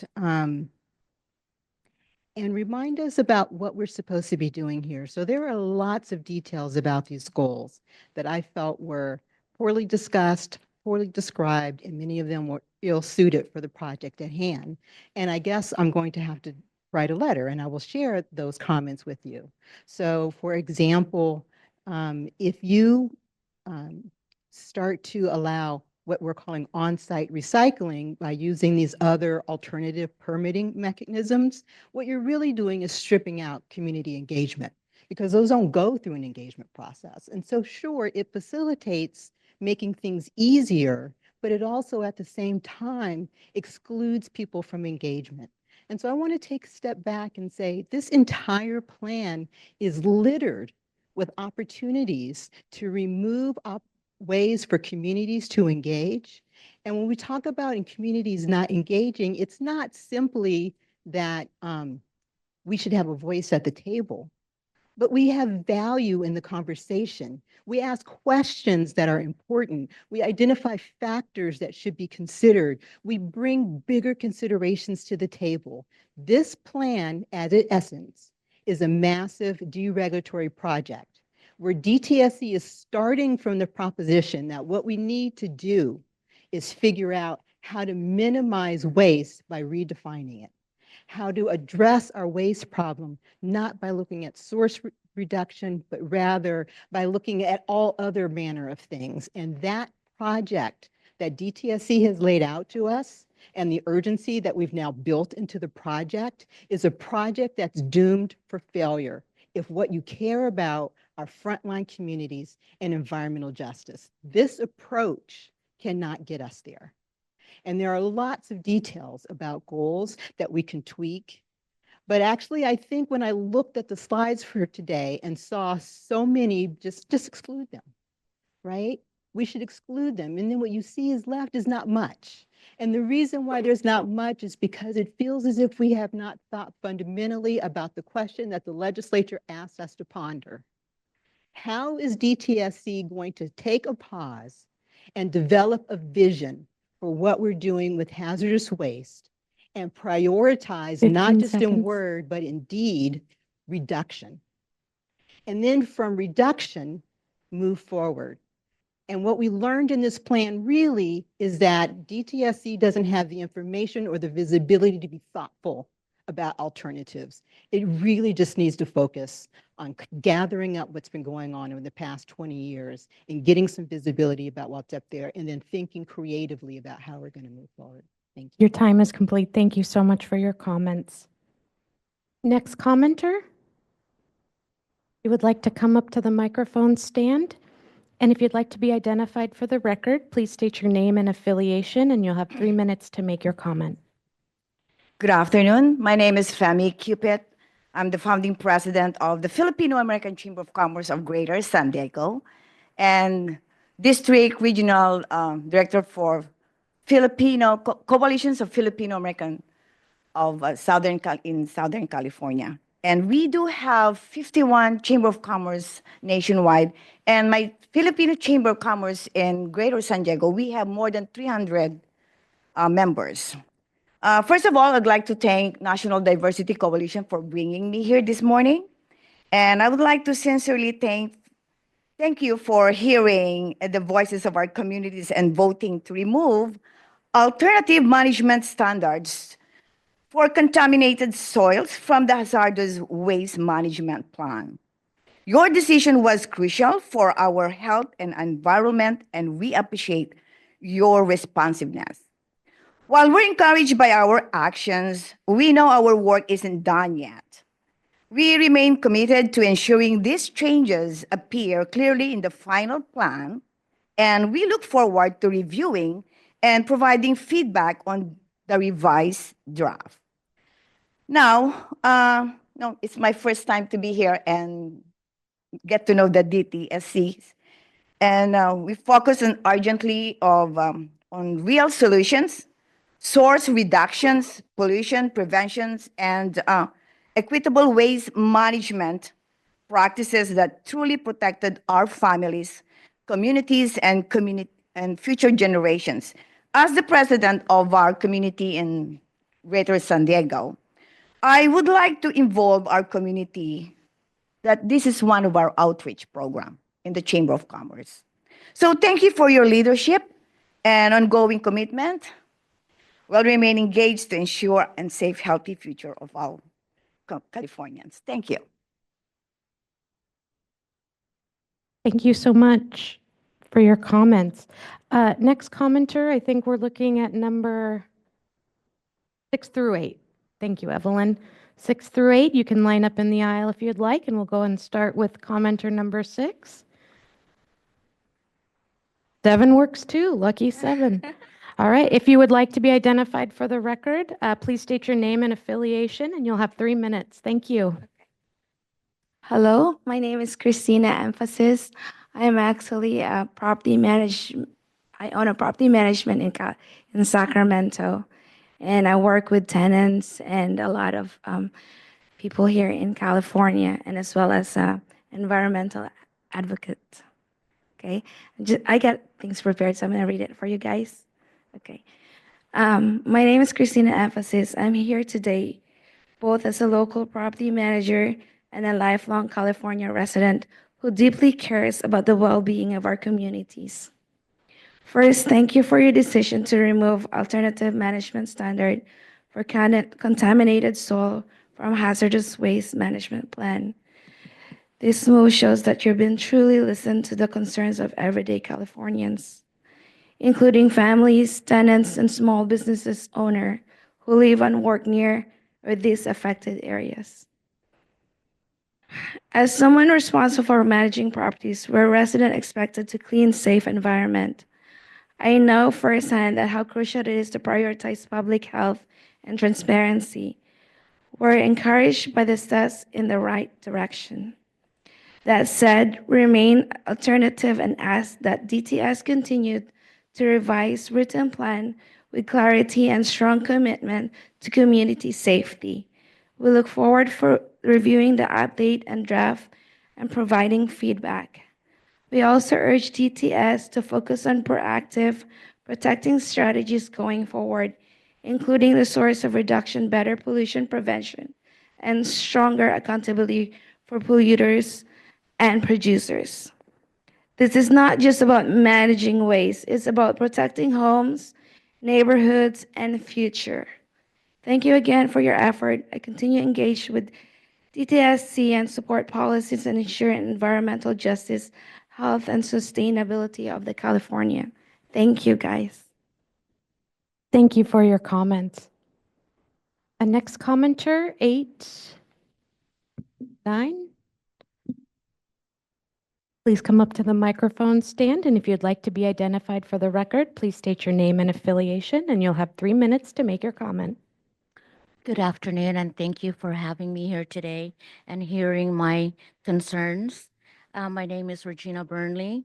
I am an active community leader within our Sacramento community. I am a native Sacramento. I am a native Sacramento leader in our community. I am the president of APAPA Elk Grove chapter. APAPA stands for Asian Pacific Islander and Public Affairs. And also, I'm a realtor. I am the president-elect for Women's Council of Realtor in the Sacramento area. And I am here today to speak on behalf of my future clients and my clients that I find homes and to make sure that they are moving in a safety environment, a safe place for their family and their children. Thank you, board members. Thank you for your decision to remove alternative management standards for contaminated soil for the hazardous waste management plan. This decision shows true leadership and responsiveness to your community's health and environment concerns. We're now focused on ensuring these changes are fully reflected in the final draft plan. We commit to continuing our active engagement, providing feedback, and partnering with you as we move forward. We strongly urge DTSC staff and the board of prioritizing real, impactful solutions, like source reduction and sustainability waste management that's equitable, protect every Californians, especially the community that bears the greatest environmental burdens. Thank you again for your responsiveness and dedication. We're looking forward to a continued partnership to our healthier California. Thank you for your comments. Next commenter, you'll have 3 minutes, and if you'd like to be identified for the record, please state your Yes. name and affiliation. Good afternoon again. Hopefully you're not tired of me yet. So I'm Faith Bautista, obviously with the National Diversity Coalition. I invited our local leaders here in Sacramento. What I can say is a lot of people now know DTSC, they all know BES, and encouraging them to really be part of the decision, right, to include our community, local communities in creating a plan. And if there's a plan, that we will know more about it. And you also know that you've heard this over and over again. So let me just read this just for the record. And I'll be speaking this time for a lot of the faith-based organization that we are members. Thank you so much for the decision to remove the AMS for contaminated soils from this plan. You've listened to the community and you've shown respect, dignity, health, and well-being of our more vulnerable residents. We now look forward to seeing these commitments to fully reflected in the final written plan. Our congregation and broader faith community will stay actively engaged and ready to provide input and guidance. Let's now focus urgently on equitable, compassionate solutions such as source reduction, which aligns with our shared values of protecting and caring for our neighbors and environment.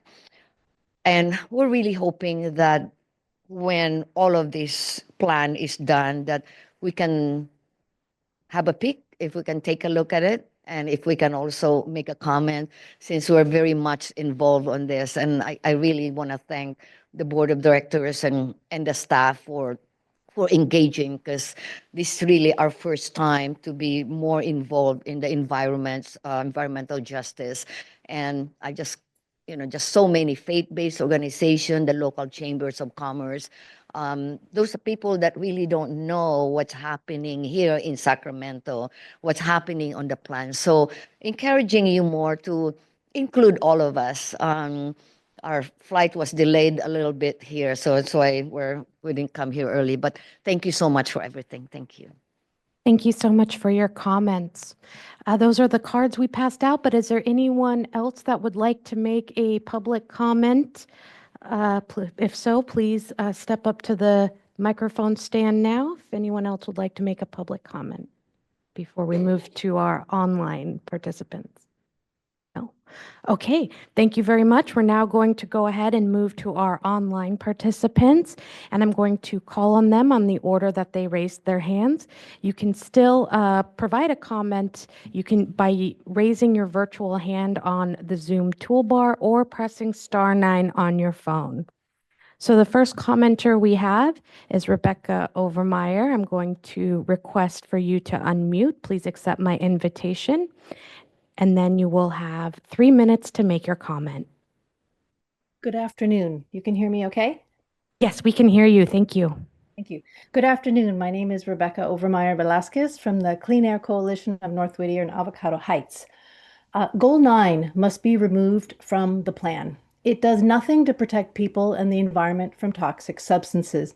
In fact, this goal proposes the opposite.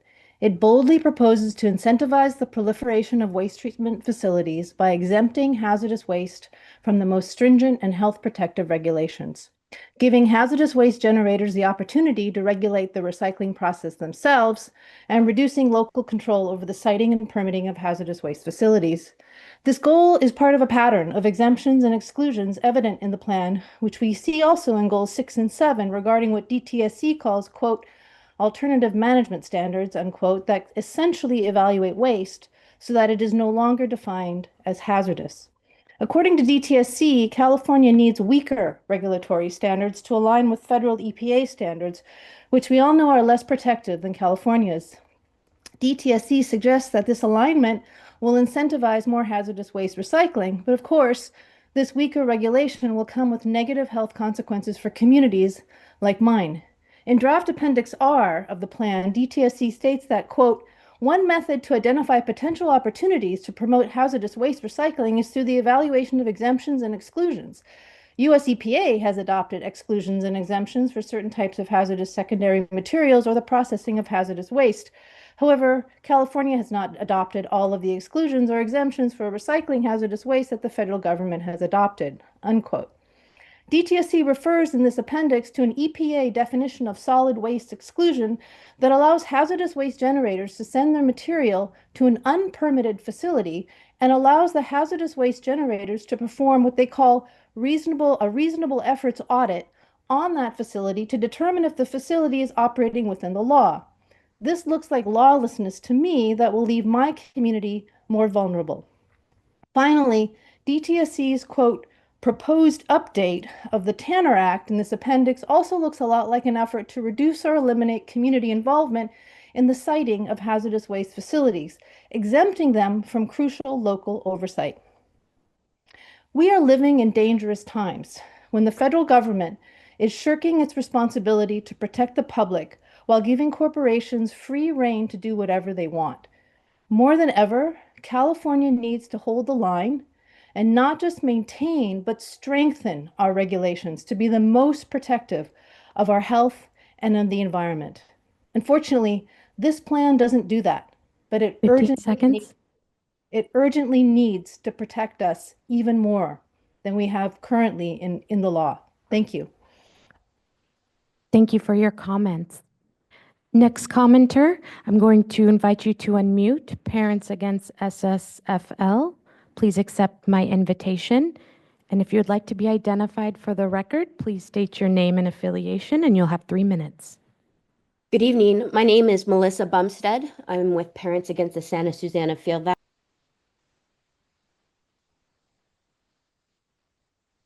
Hi, can you hear Oh, me? yes. Okay. Yes. We'll go ahead and restart the timer. I'm sorry about that. That's okay. Thank you. Okay. Go ahead and proceed. Thank you. My name is Melissa Bumstead. I'm with Parents Against the Santa Susana Field Lab outside of Los Angeles.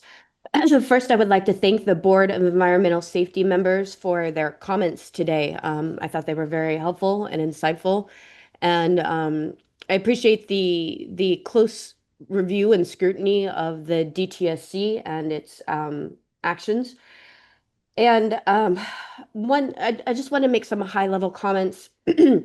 Excuse me, I apologize, I have a cold. That I wish there were more moments to recognize the people that are impacted by these laws that we talk about. And even sometimes we speak about communities or environments. Obviously, living near the Santa Susana Field Lab, living near the Simi Valley landfill, which is taking hazardous debris from the LA fires, living near Los Angeles, we're people and we're children, and the impacts of what is being discussed today really, I see the people I know, their faces, the children, their asthma rates, their health rates, and I just want to speak about how some of the hazardous waste plan to me just seemed like I couldn't believe that it wasn't already happening. For example, the study, 8.5 study of hazardous waste that are at non-hazardous waste facilities, I had imagined that would have already been happening, had happened. I see the kids in Simi Valley who play soccer right next to a non-hazardous landfill. And I would just like to see more of a push from the DTSC to, as they said, to keep those high standards, to be a leader in not only in American environmental protections, but across the world. To be doing things that seem like they should have already happened. For example, knowing about the hazardous waste facilities, and not being careful. I'm concerned about item 6 about reclassifying hazardous waste and wanting to make sure that that doesn't become yet another loophole like I've seen DTSC use in the past to weaken regulation instead of strengthen it. Because we do live in a toxic world and in a toxic environment, and we want to make sure that California is leading the way to truly a healthy community, healthy people, healthy children. So again, thank you, BES members today for your insight. Really appreciated the things that I've been hearing from the board today. Thank you. Thank you for your comments. Next commenter, Ivana Castellanos. We're going to ask you to unmute. Please accept our invitation, and you'll have 3 minutes to make your comment. Thank you. Hi, I'm Ivana Castellanos with Physicians for Social Responsibility Los Angeles.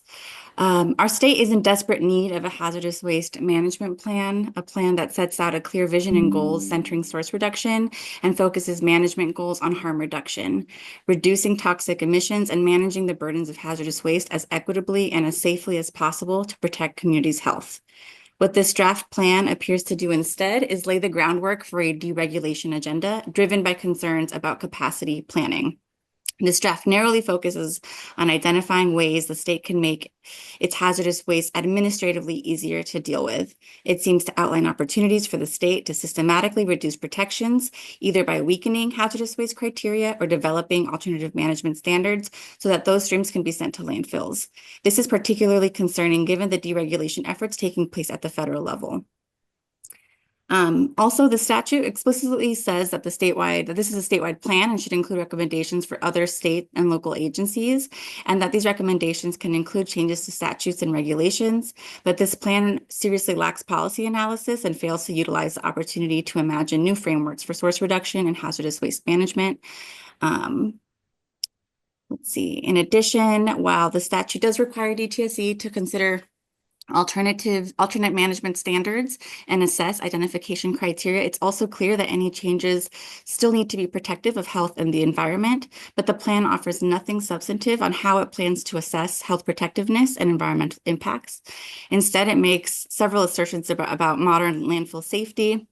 And as we've heard in these hearings, many communities are living near landfills, are already overburdened, and have existing concerns for their health and safety. We've also had multiple emergencies at landfills in recent years that have threatened workers and communities' health and safety. Perhaps the plan should include discussion and policy recommendations for how California could increase health protections, reduce emissions, and improve oversight of California landfills, recycling, and hazardous waste facilities. What policies and practices could the state have to improve regulatory oversight or mandate and incentivize better health protections for these communities? Next, the recommendations on emerging contaminants are extremely weak. What actions will the state actually take with regard to emerging contaminants? More than ever, we cannot rely on our federal government to lead us in this work. And lastly, while I support the state's efforts to improve data collection to better understand hazardous waste streams and generators, we cannot wait to build these information systems to begin the work of source reduction. The plan should assess currently available information to identify 15 seconds. and develop recommendations that go further upstream than recycling and actually reduce generation at the source. Thanks for your attention, and I welcome opportunities to discuss the plan further with your teams. Thank you so much for your comments. Next commenter, Don Kepke, we're going to invite you to unmute. Please accept our invitation. If you'd like to be identified for the record, please state your name and affiliation, and you'll have 3 minutes. Great, thank you. Dawn Kapke on behalf of the California Council for Environmental and Economic Balance. CEB appreciates the opportunity to provide some comments today and certainly has appreciated the duration of time to be able to dig into the details and prepare comments that we will be submitting by the August 4th deadline. In terms of overarching, certainly we appreciate much of the work that has gone into developing the plan, certainly have some points, feedback that will provide in greater detail to help refine and improve in a number of areas. One thing in terms of additional items that CEB recommends that the department and the board considering including would also be to include some elements that are specifically designed to enable and ensure the DTSC in particular is collaborating, coordinating, and aligning with work of the other Cal EPA boards and departments. As our CEB members and our technical folks have looked through the plan, it does occur to us that many of these recommendations and issues do have overlap with other regulatory authorities and responsibilities among some of the other agencies. And further, for things, as an example around looking at the non-rec metals recommendation in 6.5, just as one example, or even as part of some of the other comments related to kind of aquatic toxicity, we would note that the water boards, for example, are working to provide site-specific objectives and guidance for copper and zinc in particular, both of which I think were mentioned earlier as being hazardous wastes under California law. So we do believe that there are some corollaries that could be beneficial to DTSC's work to look at updated scientific understanding of these types of issues, particularly for these metals and the metals bioavailability. So certainly just one example of a number of examples where we do believe there needs to be better coordination and collaboration, helping to better inform some of these strategies, goals, what have you. Additionally, a number of other factors related to alternative management standards. Certainly CEB and its members appreciate the concerns related to soils that have been raised by other stakeholders. We would just note that that intent around alternative management standards was broader than just soils. And so look forward to further conversations about that. Additionally, when it comes to 8.2 related to SERS alignment, certainly strongly support that and really would encourage perhaps expediting that timeline, particularly as Cal EPA works on the SERS Next Gen 15 upgrade now. seconds. So we do have quite a bit more to offer and certainly look forward to getting that to the department as well as the board here in writing by August 4th. Thank you. Thank you for your comments. Next commenter, Joanne Brash. We're going to invite you to unmute. Please accept our invitation. You'll have 3 minutes to make your comment, and you can state your name and affiliation for the record if you choose. Thank you very much. My name is Joanne Brash. I'm the Director of Advocacy for the California Product Stewardship Council. Thank you to the board members and to all the public comments encouraging the next draft of the Hazardous Waste Plan. We are sponsors of several EPR bills and working directly with waste authorities, waste haulers and recyclers, and repair models for hard-to-manage products. We agree with several board members on comments related to Goal 9, specifically 9.3, to be more proactive and provide the right incentives to engage with these programs. Don't wait for regulations or implementation. We encourage early engagement and technical assistance, which is key to program design. There are several established and proposed EPR programs that directly impact DTSE in the next 12 to 24 months. Coordination and collaboration between departments and program operators is part of the EPR program design.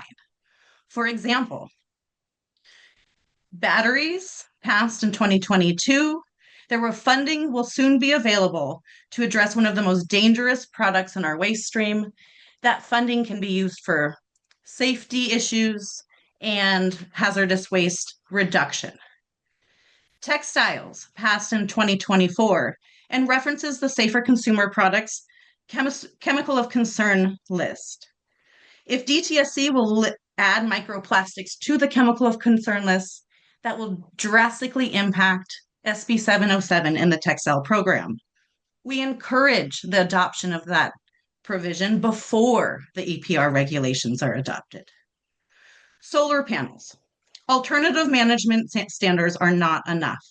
We need a permanent program with oversight to avoid dumping, especially dumping in reuse markets. Please engage in legislation early on, and we encourage the next draft plan to include swift action to prepare DTSC for full engagement with EPR and accomplishing Goal 9. Thank you very much, and we look forward to seeing the next draft.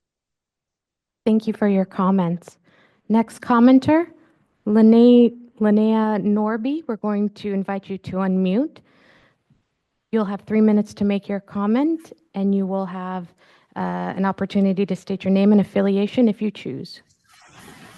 Hello, my name is Linnea Norby. I'm an environmental program manager with Plant 42, the U.S. Air Force, and a taxpayer. Thank you for DTSC for caring so much for our environment. And forgive me if this has already been addressed in the plan. I understand fees and disposal costs are increasing, in part to encourage the reduction of hazardous material use. Can yesterday's hazardous waste programs have some consideration or incentive to encourage cleanup? Specifically, is there any consideration of how hazardous waste is generated, excluding the CERCLA Superfund sites, e-waste, or universal waste? For example, hazardous waste that was generated yesterday during non-CERCLA cleanups, like product substitution, historical use by now unknown, or long gone users. For example, using PFAS in AFFF as an example, it was not hazardous waste yesterday, but it is a hazardous waste today. And it is treated as if it's treated still right now as we're creating generated hazardous waste today, yet we're cleaning up something that wasn't a hazardous waste yesterday. So in general, could there be something like a hazardous waste generator fee reduction to acknowledge those that are doing the right thing versus those that are actually creating new hazardous waste today. We're kind of being penalized for doing the right thing because we're being treated as if we're making the house waste today, yet we're actually product substitution or cleanup or whatever. And we're talking when it's liquid form or when it's soil, it's tonnage. When we're just trying to get rid of something that was created yesterday, we had no controls over. That's all. Thank you so much. Thank you for your comments. Next commenter, Christopher, we're going to invite you to unmute. Please accept our invitation. You'll have 3 minutes, and if you would like to be identified for the record, you can state your name and affiliation.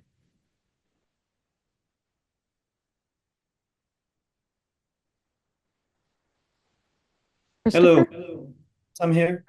Great. My name is Chris Laurent. I'm a member of the Clean Air Coalition, and I live next to a lead battery recycling plant. And they've been greedily eyeing the lithium-ion battery recycling gold rush. And I'm here to oppose reclassifying lithium-ion batteries, or LIB, into waste that would no longer be regulated following the RCRA rules. LIBs contains lithium, cobalt, and toxic chemicals. With millions flooding our waste stream, we're facing a surge of hazardous material that will impact communities like mine through multiple pollution pathways. My community knows firsthand the health impacts of pollution derived from the well-intentioned circular economies. We live through air quality alerts, contaminated soil, water concerns, and rising rates of respiratory illnesses. We've watched property value plummet while medical bills climb. Removing federal hazardous standards means fewer inspections, less oversight, and more health risk for communities that already bear a disproportionate pollution burden. We are tired of being an environmental sacrifice zone. We support recycling, but not when it means putting vulnerable communities at greater risk while wealthier neighborhoods stay clean. California can do better. We can have recycling and safety, only with proper hazardous waste protections. Like mine have the experience and the knowledge to recognize when public health protections are being weakened. I'm asking you to listen to us and reject these definition changes. Thank you. Thank you for your comments, Christopher. Next commenter, Daniel Telemontes, we're going to invite you to unmute. Please accept our invitation and you'll have 3 minutes to make your comment. Good evening. My name is Daniel Telemontes, volunteer with Clean Air Coalition. DTSC's supposed circular economy does not support EJ initiatives. In many ways, they contradict them. DTSC's circular economy promises a world where waste is eliminated through reuse and recycling. In theory, it sounds like progress, but in practice, communities that live next to recycling facilities like EcoBat know the reality of the circular economy. We know that they continue to perpetuate harm, especially in hazardous communities like with hazardous materials like lead and the soon-to-be issue of lithium. The circular economy proposes a closed-loop system where materials are repurposed in an endless cycle. Yet this framework relies on a dangerous assumption that recycling alone can neutralize harm. Instead, this type of recycling does not eliminate toxicity, it simply relocates it, where most often to vulnerable communities, low-income POC communities. That is not EJ's work. Our community lives beside EcoBat, a secondary lead smelter operating under the banner of recycling. It calls itself a closed-loop system, yet it continues to emit lead, arsenic, and other toxins into our communities, despite the claims of technological fixes. This is not sustainability, it is sacrifice. California risks repeating history with the lithium batteries. DTSC's reporting systems, like CERS, are riddled with inconsistencies, buried data, and unreliable tracking, as acknowledged in Goal 8 and the report. Exempting lithium batteries from hazardous waste regulations, as implied in Appendix D, without fully understanding their dangers is both premature and hazardous. The parallels to lead are alarming.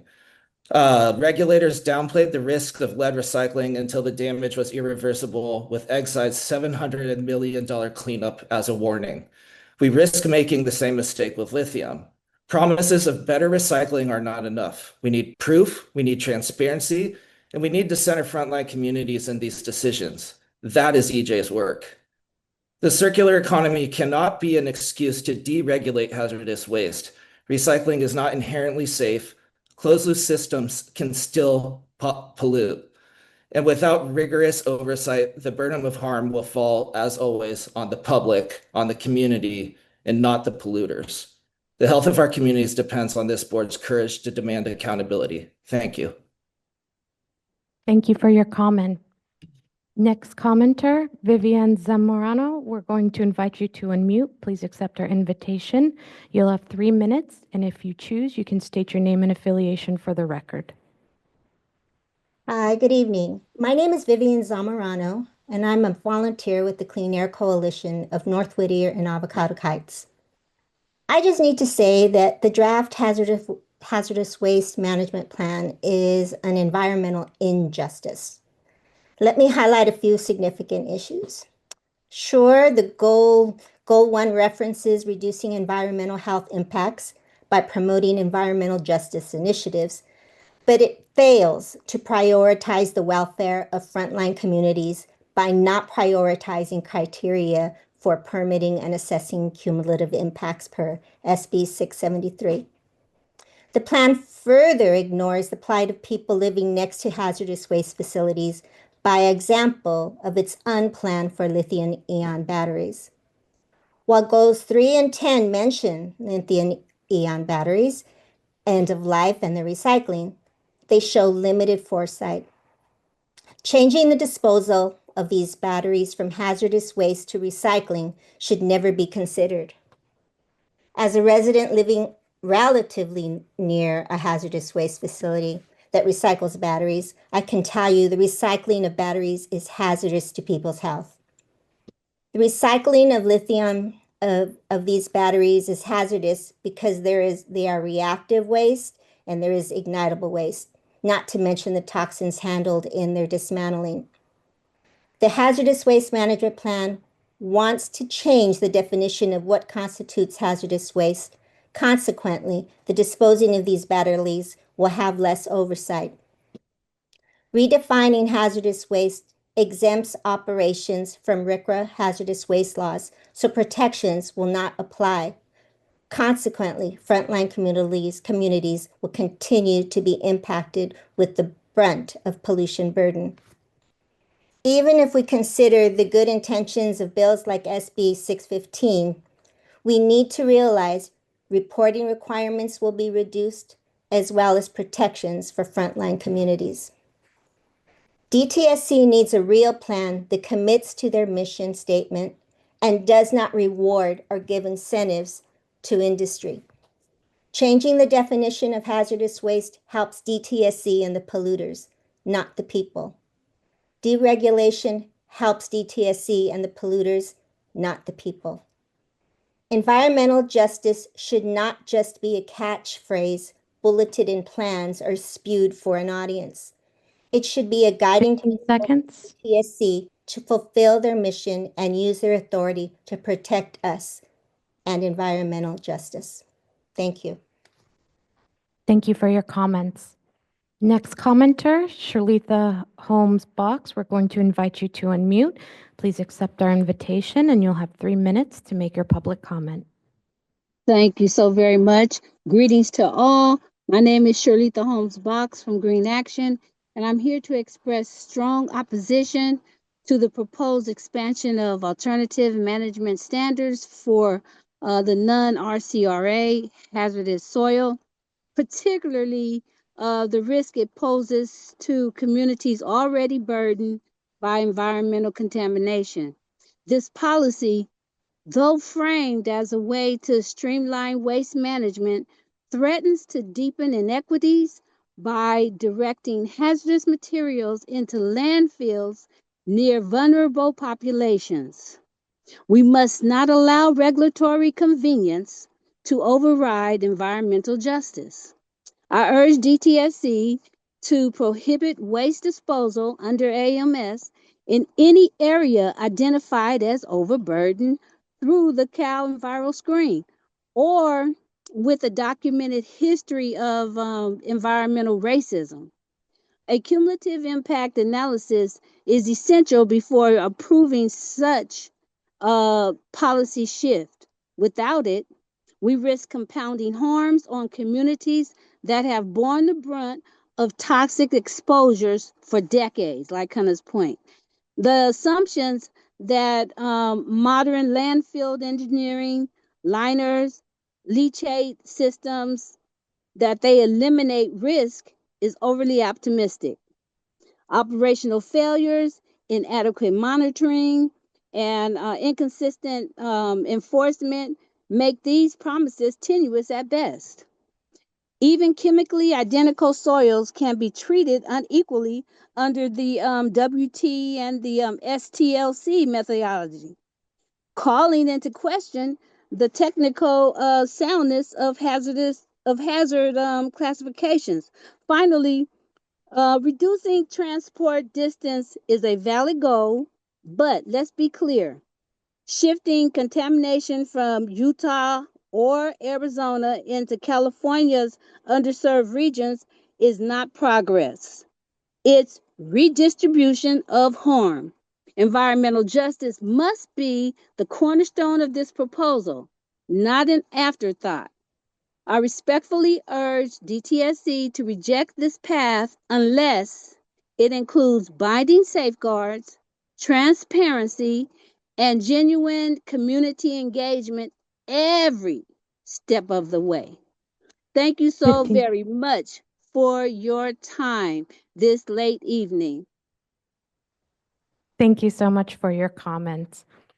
A next commenter, and we have about 6 left and a written comment that will be read out loud. So next commenter is the phone number ending in 5528.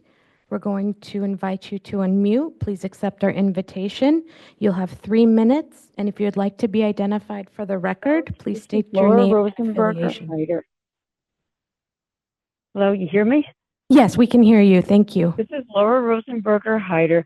Please stop the Livermore Lab plutonium pit work because they're too dangerous to put in toxic waste landfills with expired permits because they're just unlined and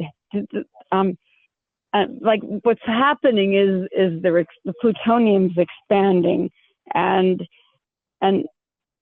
rushing to meet an arbitrary, unnecessary deadline heightens the risk for the workforce recruited to carry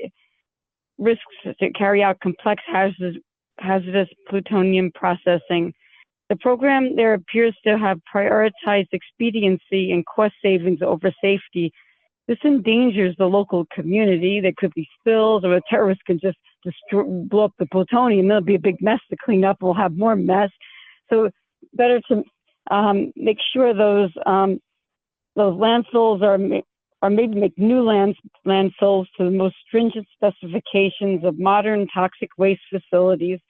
So they all should become toxic waste facilities, all the landfills, and a lot of regulation, more regulations than we have now. So that then you'll have more space for all the toxic waste of the future. All right, thanks. Thank you for your comments. Next commenter, Francisco, we're going to invite you to unmute. Please accept our invitation, and you'll have 3 minutes to make your comment. Hello. My name is Francisco Bonilla. I'm the CFO for Unidos Network. First, I would like to thank the board for the opportunity to comment, and I'd also like to thank Rick Straw and Ingram Brostrom. Kettleman City is home to the largest hazardous waste landfill on the West Coast, and it has operated for years on an expired permit.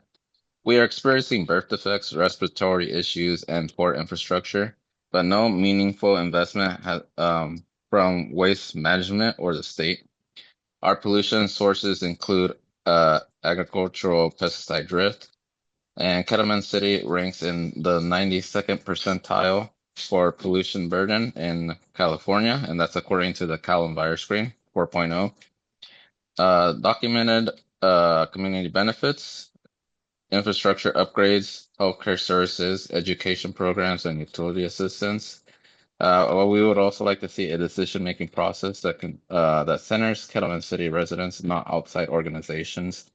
These efforts must be led with us, not about us, ensuring local transparency, trust, and accountability. The time for performative listening is over. We need real action, delays in permit decisions, investment in mitigation, and meaningful community involvement. We are not here to delay for delay's sake.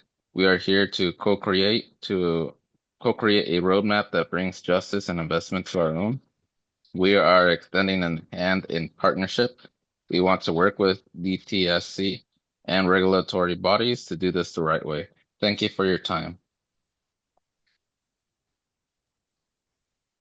Thank you for your comments. Next commenter, we're going to request that Brian, we're going to ask you to unmute. You'll have 3 minutes to make your comment, and you can state your name and affiliation if you'd like to be identified for the record.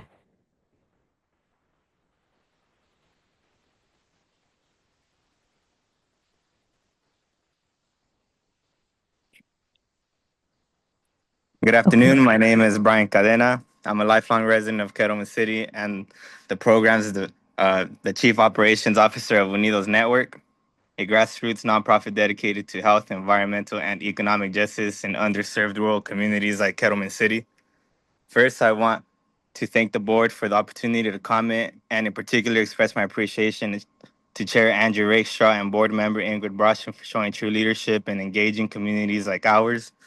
Your willingness to listen, to show up in person, and to collaborate with Unidos has not gone unnoticed. This kind of leadership is helping to slowly rebuild the public trust that has been eroded over decades of injustice. I've stood before many agencies in many hearings and have said this before. Kettleman City has carried an unjust burden for far too long. We are home to the largest hazardous waste landfill on the West Coast, operating for years on an expired permit, and yet we continue to be overlooked for basic investments.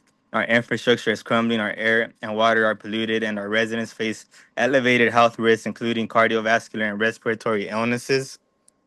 And still, decisions are made about our future without our full participation. But today, I want to shift the focus towards solutions because we're not here to delay. We're here to propose a better way forward.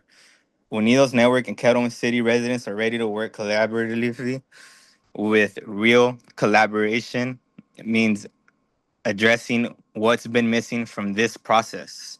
Full compliance with 2016 Title VI Civil Rights Settlement, a comprehensive cumulative health impacts assessment, and economic impact analysis to understand the landfill's effect on our local economy, property values, and job opportunities.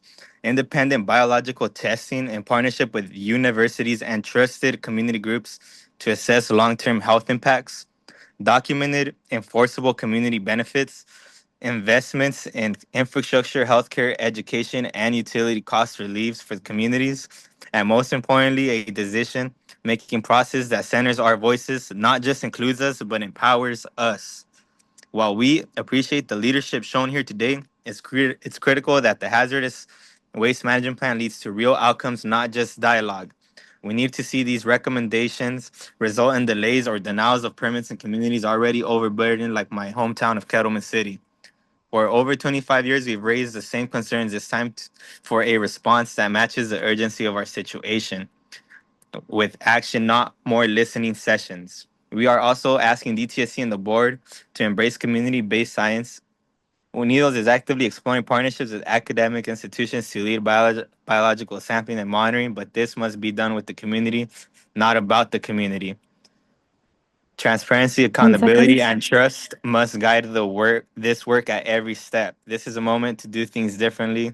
This is a moment to prove that community impacts matter. This is a moment to show that environmental justice is not just a slogan, it's a responsibility. Your time is Unidos and the complete. residents of Kettleman City are ready to lead and to partner. We invite you to meet with us at the table and help us chart a new path forward. Your Thank you time for is your time complete. and your continued service. Thank you for your comments. Next commenter, Thomas Helm. We're going to invite you to unmute. Please accept our invitation. You'll have 3 minutes, and you can state your name and affiliation for the record if you choose. Yes, thank you. Tom Helm, I'm the co-founder of Valley Improvement Projects, an environmental justice group in the northern San Joaquin Valley in Stanislaus County. I'm also the coordinator for the California Environmental Justice Coalition, which has about 90 members, grassroots EJ groups from all over the state of California, some of whom spoke today.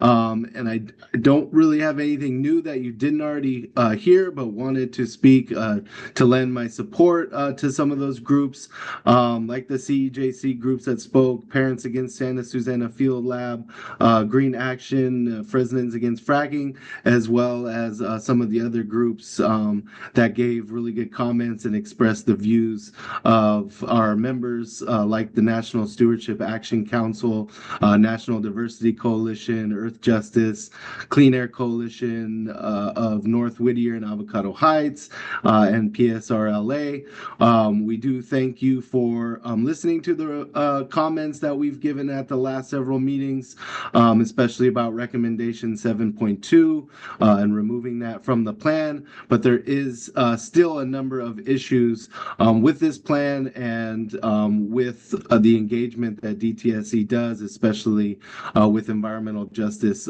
communities and groups.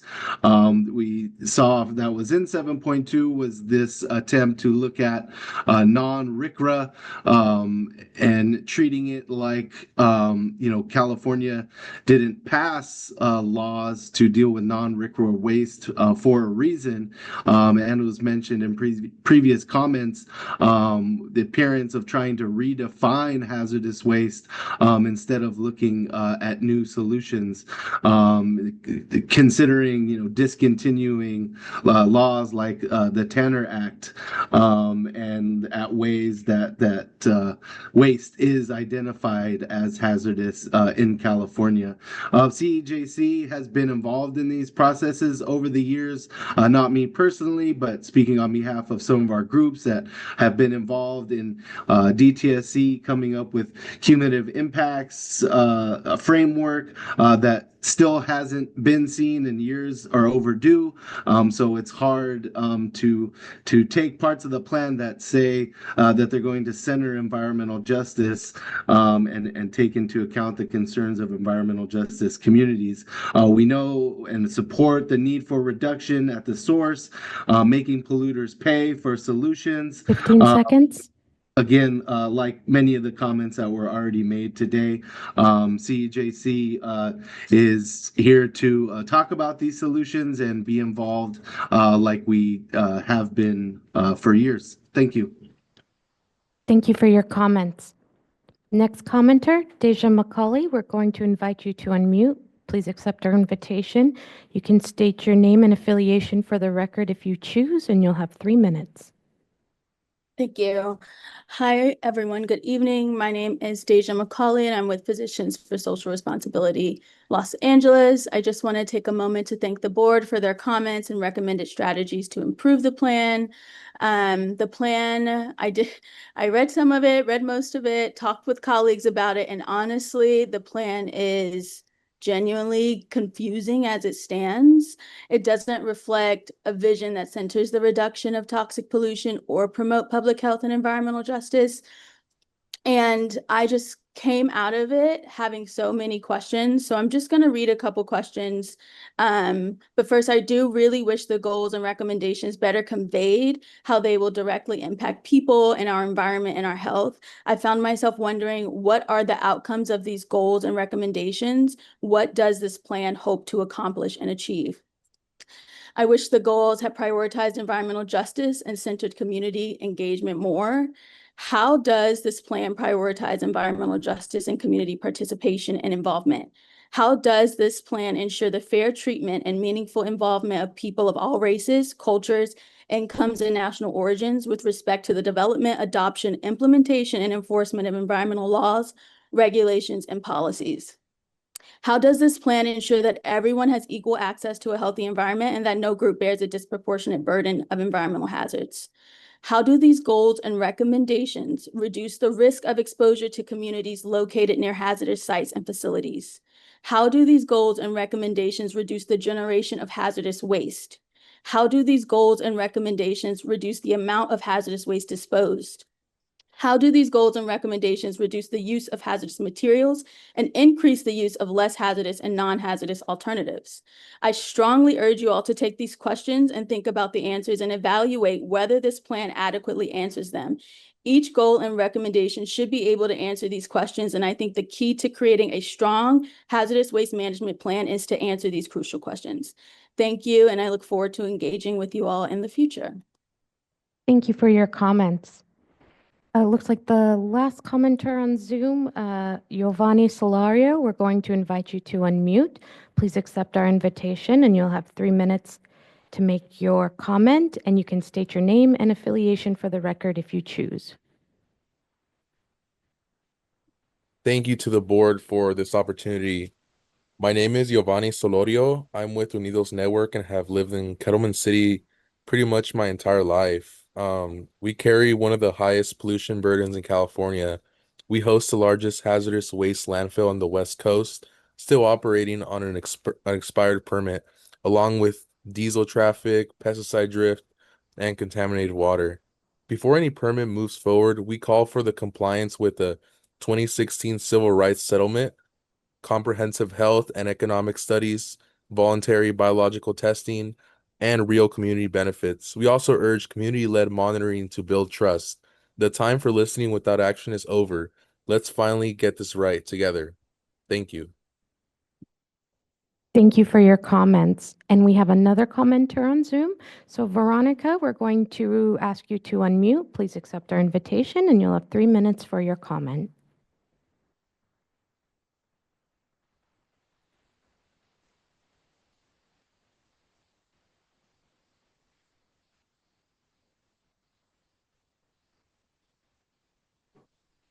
Hi, good evening. Thank you so much for allowing me to speak. I was actually on earlier with my hand up and we had a power outage, so I had to run to my car and plug my phone in. So thank you again for calling me out. My name is Veronica Geary. I'm a resident of the community of Avenel, and I'm also part of Green Action and a proud member of CEJC, as Tom Helm had spoke earlier.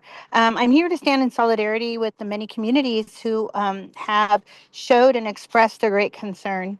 Coming from a community like the community of Avenel that has a municipal landfill, and we addressed our concerns. And thank you again for board member Broston for listening to us, and for the rest of the board for listening about how the major effects of our community would have been with the 7.2. But I'm here also for the many other communities that are here today that have addressed their concerns and feel that this plan is not justifiable, and it needs to continue to be worked on. It is not ready to vote on. There's many issues that still need to be addressed, and I hope you will consider that and consider all the voices that you heard today and all the lives of people that are not here on the call today, and understand, as somebody that lives with something that is directly affected due to something, an environmental injustice, I can only imagine the many lives and areas that aren't like mine that are being affected. So again, thank you so much for the opportunity to speak today. I do hope that as you think about it and listen and restructure the plan, you'll think of the many voices that you heard and all the concerns. And again, I'm here in solidarity and very proud to be part of this, and am very proud to be here to speak on behalf of the many lives that aren't here. Thank you. Thank you, Veronica, and I'm glad you were able to hop back on. So last call for any other online Zoom commenters, and we're going to ask that our interpreters, Mark and Leticia, if you could let me know if anyone online would like to make their comment in Spanish. And while we do that, I'm going to go ahead and read off a written submission into the record. This is from Duncan McKee, community member of Avocado Heights. We are opposed to even considering that lithium-ion batteries and any other types of batteries are not classified as hazardous waste. We formally request that the disposal and treatment of the hazardous substances are responsibly regulated by DTSC under RCRA guidelines. As hazardous waste, the batteries must be tracked and transported under manifest. What will the permitting process be when the battery cases, plastic, rubber, and other contaminated hazardous materials are incinerated in the process of metal recovery, parentheses, pyrometallurgy, and hazardous waste disposal? Toxic cancer-causing chemicals such as 1,3-butadiene, benzene, furans, dioxin, toxic metals, and a multitude of polycyclic aromatic hydrocarbons and VOCs result from the incineration of these hazardous materials. If you exempt them and these data are not taken into account in a human health risk assessment, how will you utilize this in a cumulative effects analysis to determine the overall risk? Conspicuously absent is mention of the hazardous waste electrolyte in batteries, which is typically a liquid or gel. Where is the plan to regulate this hazardous and toxic waste? I will leave it at that for now. Thank you for the opportunity to speak. And Duncan, my apologies for butchering some of those words. Okay, and let's see, it looks like I received confirmation that there are no public comments waiting in the Spanish Zoom room. So Chair Rakestraw, that concludes our public comment period for this fourth Hazardous Waste Management Plan hearing. Thank you very much, Courtney. And I just want to take the time and the moment to thank those in the public who have provided us with some really thoughtful, clear, incisive, and compelling comments. I also really want to appreciate the time that it's taken both to travel here, the time that you've taken away from your families to participate in this process, and the time that you've taken to review this plan, which, as many of you have noted, is quite detailed. I'd also like to note that we're cognizant that you speak for many of those who aren't in this room and who are not joining via Zoom as well. And I'd also like to, in particular, thank those who have kind of been with us throughout the entire hearing process. I know there are many of you who have spoken at all four of the hearings, and so we do really appreciate the time and effort that has gone into that process as well. I should also mention that if you do have any additional comments or questions on this first draft, please don't hesitate to provide your comments in the DTSC Hazardous Waste Management Comment Portal, and the link has been provided in the chat feature, or you may reach out to us, the board, via email. So the board, along with DTSC staff, will continue to receive and review the comments from the public regarding the draft plan, and we will continue to work with DTSC to address the comments and concerns in that timeline that we had laid out earlier. Kind of most immediately, if you do have any specific comments that weren't mentioned publicly or that you want to elaborate on in written format, please do send us those as early as possible and no later than August 4th to give the board and DTSC sufficient time to really consider those as well. So unless other board members have any other thoughts or comments, I think that comes to the end of our fourth Hazardous Waste Management Plan hearing. We do have a board meeting tomorrow as well that will begin at 9:30 a.m. And just to give you a brief preview of what's on the agenda to entice you to come out and join us, we'll have an update from the DTSC director. We'll have an update on DTSC's hazardous waste facilities permit schedule for the EcoBat facility, presentation on SB 673, Track 2 info sheet number 3, which I think is an issue that many of the public have commented on. The newly selected co-chairs for DTSC's Environmental Justice Advisory Council will provide an update, and we will finally receive a joint presentation from DTSC and the board on the fee rate setting process for the new fiscal year. So tomorrow is going to be quite quite busy as well. And I did just receive notice. There's one last hand that's raised. So before we conclude, why don't we go ahead and give that last public commenter the chance to provide public comment before we conclude. So Courtney, back over to you. Thank you, Chair Rakestraw. Miguel Alatorre, we're going to ask you to unmute. Please accept our invitation. If you would like to state your name and affiliation for the record, please do so, and you'll have 3 minutes to make your public comment. Hello, this is Miguel Alatorre Jr. with the Unidos Network. I'm the executive director. I'm also one of the co-chairs of the Environmental Justice Advisory Council. And I'm really thankful that you guys let me comment despite I was late. I was actually on another meeting, but just wanted to amplify some of the comments my coworkers may have made and make sure that we're really pushing DTSC towards a position where they're really considering doing biological sampling. I know a lot of the people within the Kettleman City community are very much still wondering why they've never been biologically sampled and why this is not science that is taken into consideration. We didn't see it in the hazardous waste management plan, and so we're really hopeful that the BES can push in that direction so that we can see what's truly in residents' bloods and being able to make better and more informed decisions on that. And so if we can do that, that would be really great. And yeah, just thank you guys for letting me speak, and I'll keep it short today. Thank you so much, Miguel. Appreciate your comments today. Okay, Chair Rakestraw, back over to you. I don't have anything else to add. Well, thank you, Miguel. We look forward to hearing from you tomorrow. But Courtney, back over to you to wrap us up. Great, thank you so much. And it is now 6:33 p.m. and we will be continuing tomorrow morning at 9:30 a.m. and hope to see you all there. Thank you so much. Have a great night.